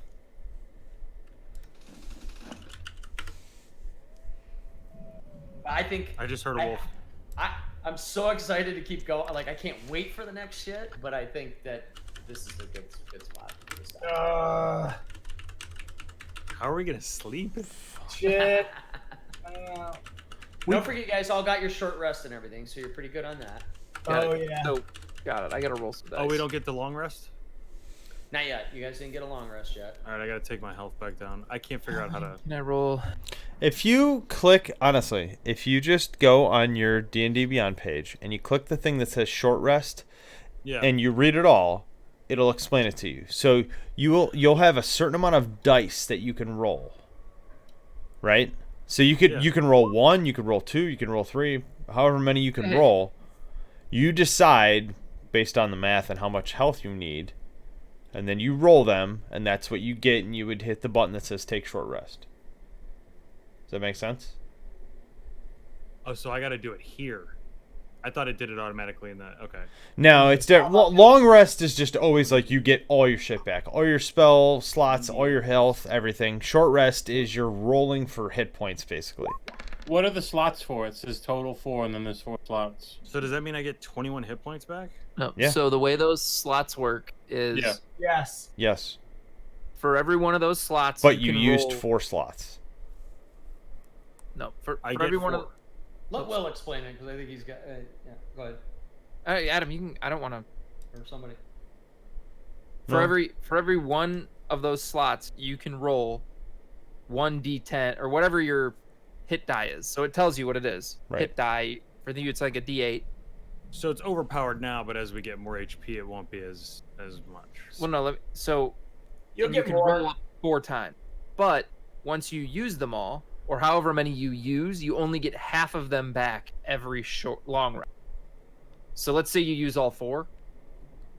When we Only take a get 2 long back. rest, you're only going to Yeah. get 2 of them back. All right, Right. I'm just gonna do 1 then. I didn't realize. And I will say that I'm tracking time, distance, rests, and stuff a lot in this campaign, just as like an FYI. That you got to be a little bit strategic about them because there's gonna be times where you're not gonna be able to take a short or long rest, or if you do, it could introduce some risk, and so you're gonna want to be intelligent about it. I think just a little tip. Okay. All right, I used 1. That was a good roll on it. Yeah. Damn. Thank goodness. I got all my hit points back. In my short rest for fighter, I don't know if you're familiar with this. It says recover, action surge, combat superiority, second wind, and then I have a checkbox to reset maximum hit points during this rest, and I can use it once. What is that? It all says reset maximum hit points during this rest. Because it could, Oh, it that's- depends on the rules and stuff and how the DM does it. Because there's times where sometimes you can get your health back on short rests, Got it. like if it's a harder campaign or something. What happens if you have an odd number of slots in rest? Do you get 2 back or 1? I think 'Cause you said get you the have- benefit. I think you round up always in that situation. Dude, this Is that what you're saying, Matt? Like if you had, Yeah, because like I used 2. rookie. Now, if I use a third one, would I get back 2 slots or just 1 slot? Because if I'm going to get back 2 slots, I'm just going to use a third roll. because Yeah. I have the same between the 2 and the 3. Yeah, I don't know. That's a good question. I don't know if that's a strict rule or up to the DM. Was I right about the half? I'm pretty sure that's how it worked. Yeah. No, I just looked it up too. I'd hate to be super technical, but I'm pretty low on hit points, and if I can get a free roll, I mean, I'm gonna do it. I mean, I also think that if we're taking a short rest and you need the hit points, your goal should be to get to maximum hit points. Yeah, I was gonna say you might as well. I don't think you should worry Yeah, that much about the right, future right. and like not being able to have as Although- many hit die for short rests. I would say here on this sort of outland travel where you're on your own. Now, if you're in the thick of a busy sort of dungeon where things are chasing you or you're trying to escape and you know what I mean, you're taking short rests there. You know, you may have to ration them a little bit more. Yeah. I guess. You know what I'm saying? It makes sense. It all comes down to how much health you actually need and the situation. kinda I've lost agree with 0 hit Adam. points, so I don't give a shit. I'm It's using a my 3rd roll slot. anyway. Oh, good. That's good. So I got 4. Okay. That's all right. So I use 3 of my short rest slots. And you'll get 2 of them back. Is that how that works then? Regardless. I don't know. You know Yeah. what? If you hit the check boxes for what you use, this website might be smarter than all of us combined. I only ask because it makes no sense to do 2 short rests. No, I know instead of what a you're third saying one. because the way it's like if it's an The odd math, number right. rather right. I'm not trying to. I don't understand the question. So if you only get half of the amount back when you take a long rest, right? So if he has 4 dice that he can roll to restore hit points on a short rest, if he uses 2 or 3, how does that change when he takes a long rest and gets those back? Does that make No, 'cause sense? you can't. You only get dice half. back. You can't get half dice. So Yeah, I get you. We'll have to look that up. Generally speaking, almost 95% of the time in D&D, you always round down, even though that seems weird. That's Well, just a D&D. doesn't that weird. depend on what the thing is that you're rounding though? Yes, but again, 95% of the time you round down. So we'll have to check and see if that's a case where you round down. Right. So half of 3 is 1.5. Rounded down would be 1. So I'd get 1 dice back. Yeah. Yeah. But we'll have to check. I get the question. I'll figure it out. And we're at a good point where it won't matter because we're in between sessions. We can figure it out. Cool. Yeah, I hate to be a stickler. It's just. You know. No, but it's true. You wanna play by the rules as much as you can, right? I don't mind only getting bogged down for a minute to figure out a role because then we know it forever going forward. Yeah. You know what I mean? I just don't want to waste like a half hour in the middle of a battle to figure out one little thing that's inconsequential. Right. This is a good one that we should go figure out. And we'll make a ruling on it, and then we'll know for the rest of the campaign. Yep. Yeah. You are definitely just arriving at what looks like a very interesting village. The first sign of civilization you've seen since leaving the Cragmaw Castle. Not very You civilized. use the word civilization loosely. Very loosely. So we can fireside? Yeah, you guys are kind of like standing in front of this village trying to decide what you want to do. Whether you want to head Sweet. in or Sweet. scope it out or whatever, yeah. So, Alright, guys. the good thing is we didn't get through much of what I had planned, so I'm well prepared for the next few Oh, we things. never do. No, that's fine. That's good. That's a good problem. I'm That's a jazzed good for problem. the That's rest right. of it. Yep. Next stuff's gonna be cool. I think. Should be. I like all the I'll intrigue. be done in a Got a minute. dead body and a letter What are you guys doing? and a bag with a ring. Grappling people. Good. I hope I'm setting the right Yeah, sort we're of just gonna atmosphere kill a and bunch of stuff. wolves. I'm working on it. That's great. I've been happy with how this is going so far. I hope you guys are having fun. Fuck yeah, dude. This is so much creepier than goblins and No, I love this. This is. I know we had talked about this a long time ago about the just the basic premise of the campaign, because you were talking about doing the mega dungeon one. I'm glad we're doing this. This is cool. This is like to me. I know we haven't done shit, but to me it's like The Walking Dead meets Blade. That's how I'm feeling. I don't know why. Yeah, Blade. good. You hear that, I Noah? think Blade. that's a I good just way feel to like I'm in Duskwood. Yeah, that picture that Thornton posted, and then this background music. Combine that, it's just like, oh shit, that's where we're at. That's I was what- waiting. That picture's pretty spot on too. I got some things I'll be able to show you, and you'll see how close that is to the. Cannot wait. Oh, are we gonna run into Stitches? Stitches want to play. He's just patrolling the center of town, just walking. All right, well, since we're done, I'm going to shut the stream off. So thanks everybody Alright. for watching. Yeah. That was fun.